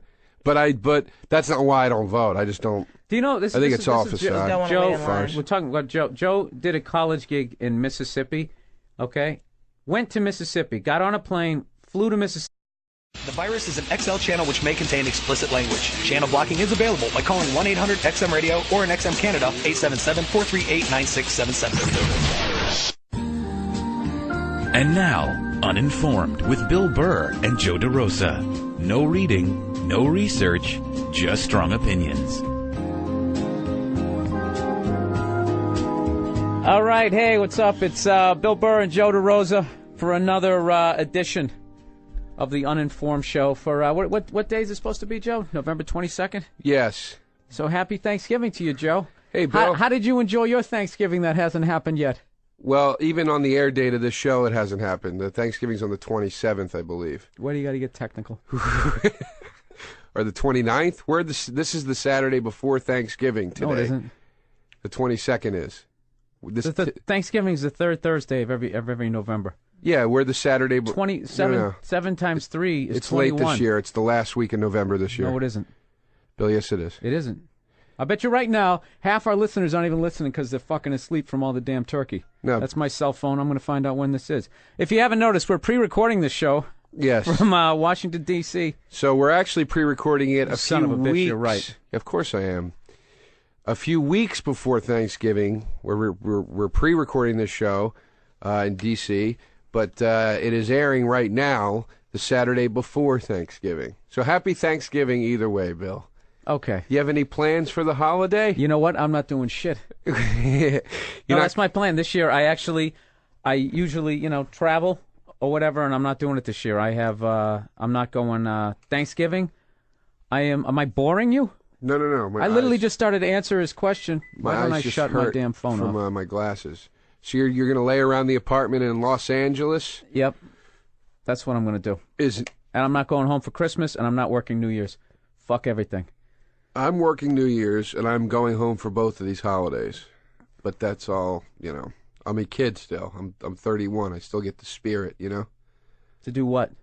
I don't know, to eat some turkey and what are you, 31? Presents. Yeah. That's right. I'm 40, dude. Yeah. My mother's upset that I'm not going home for Christmas, but it's like, what am I supposed to do? It's Christmas. Go there and get a racetrack, Joe? You should go home for Christmas, dude. No, there's something pathetic. Dude, there's something pathetic about going home for Christmas at 40, not married, with no kids, dude. You're a loser. That's like being 23, still hanging out at high school. Where are the parties, man? It's the same thing, dude. It's the holiday equivalent. I'm not doing it. I don't think I'm going to see my parents again until I'm married and I have kids, and I just do what everybody else is doing. You're never going to see your parents again. Why would you predict such an awful future for me? Bill, do you know I have a guy who every couple of months sends me an email and says you're a miserable human being and you're going to die alone. Ooh. And every time it just hits me right in the chest. It is the charmer, perfect, It's the perfect heckle because I'm never ready for it. Dude, this is what Christmas is, or the holidays. Oh yeah, you define it. No, I'm just saying you should spend it with the people that you love, and if that means you go home to your family and hang out with your family, then you go home and hang out with your family. It's not. There's not some rule that says if you're of a certain age and not married yet, you're not allowed to see your parents on Christmas. There totally is. If somebody is 40 years old and they're not married and they're hanging out with civilians at the mall, they think you're gay. That's what they say. What are you, a fag? You get that as they're eating these people who allegedly love you. You get that stuff, and then you just get like, what's wrong with him? Why is he still drinking? I don't know. Joe, you know what Christmas has become to me? A giant mirror that I look into that just says you're a fucking loser, man. It's like the reverse of Snow White. What is, Joe? Dude? Why are you acting like you're interrogating me? Like you have to keep it on track. I can talk about fat people on an airplane. Are you talking about fat people on the airplane at Christmas or in general? I'm not following you. Well, in general, no, on Christmas, dude. Last year, this is what happened. I went to LAX like 3 days before Christmas to fly out. Not even. It was like 6 days before Christmas, and I felt like, okay, I'm doing a smart thing here. 6 days before, I'm going to be fine, dude. I went there. It looked like the government had collapsed. It was insane, dude. The line was out the door. Oh, my God. And all these guys, Did you ever see those people, they come, I don't even know where the fuck they're from. They don't even have a suitcase. They got that beat-up cardboard box with like 12 rows of duct tape going around it. Yeah. And then they have to take it out like, oh, you're going to charge me? I don't. Like that shit is in front of me. And it doesn't put me in the holiday spirit. I'm still upset about it 12 months later, 11 months later. This is my point. If you're willing to go through all of that horse shit to go play a college in Poughkeepsie or whatever it is, I would be willing to go through it to go home and see my parents at Christmas time. that is equally important. Just because there's not money involved doesn't mean it's not worthwhile. No, this is what, Joe. I'm killing two birds with one stone. I'm going to fly out there. It is not going to be the zoo that it is during the holidays. I get on the plane, I go out there, I do the college gig, and I'm going to hang for 3 days with my parents. We're going to have a fucking great time. All right. Okay? How close to Christmas is this? Like 3 weeks before. All right. They'll have the lights up. I mean, Jesus Christ. That's fine. Look, Joe, we pre-record this show. I'm going to pre-record Christmas. Going to show up like 3 days before. All right. 3 weeks before. All right. Just know if you need a place to go, there's always a seat at our table. And what am I, John Candy and planes, trains, and Mom automobiles? makes quite a feast. No, I want to create my own life. I got a great girl, and we're going to have a little Christmas tree. And it's I only have to buy one present. Ugh, it just sounds awful. Just sitting in sunny L.A. and just no Joe, fucking snow. Oh, yeah, well, let's interrogate you now. When are you going to cut the umbilical cord? Never, dude. I'm never. I love seeing my... Hang on a second. You just got the sympathy. Aw. Because I'm right. From Mel. I'm right. You spend the holiday with your family, dude. It's the one time a year that you guarantee you go home and you see everybody. Yeah, but at some point, dude, you make a break from your family. Whether you have kids or not, dude. I don't agree with that. You think Kenny Rogers still goes home for Christmas? Kenny Rogers? Why Kenny Rogers? I don't know. This is the first old guy that popped in my head. This is my... Wow, did he get bad plastic surgery? This is my... He did. He looks like that chick on Desperate Housewives. This is my point. Those shiny faces, those Botox faces. This is my point. Laminated.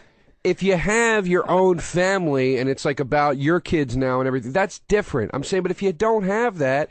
You go home. You go to your family, dude. You know what, Joe? I don't say this about you a lot, but you're a follower. You really are. You can interrogate me about Christmas. You're doing what Joe? I went home at 31. I went home at 31, but dude, it's enough already. Enough. All right. I gotta make a break. All right, that's fine. Last year, I actually put stockings up. And I was this really nice environment in my apartment, hanging with my girl, having a great fucking time, and then I gotta just pack up and go to Vietnam. It's terrible. Is your girl going to go back east for Christmas? We're chilling. So she's cool with that. Yeah. Okay. All right. Then hey, you're doing what you're doing. Yeah, and her dad's out there. All right, Joe. There'll be plenty of honey and ham to go around. They got ham in L.A. too. They got ham in L.A. Yeah.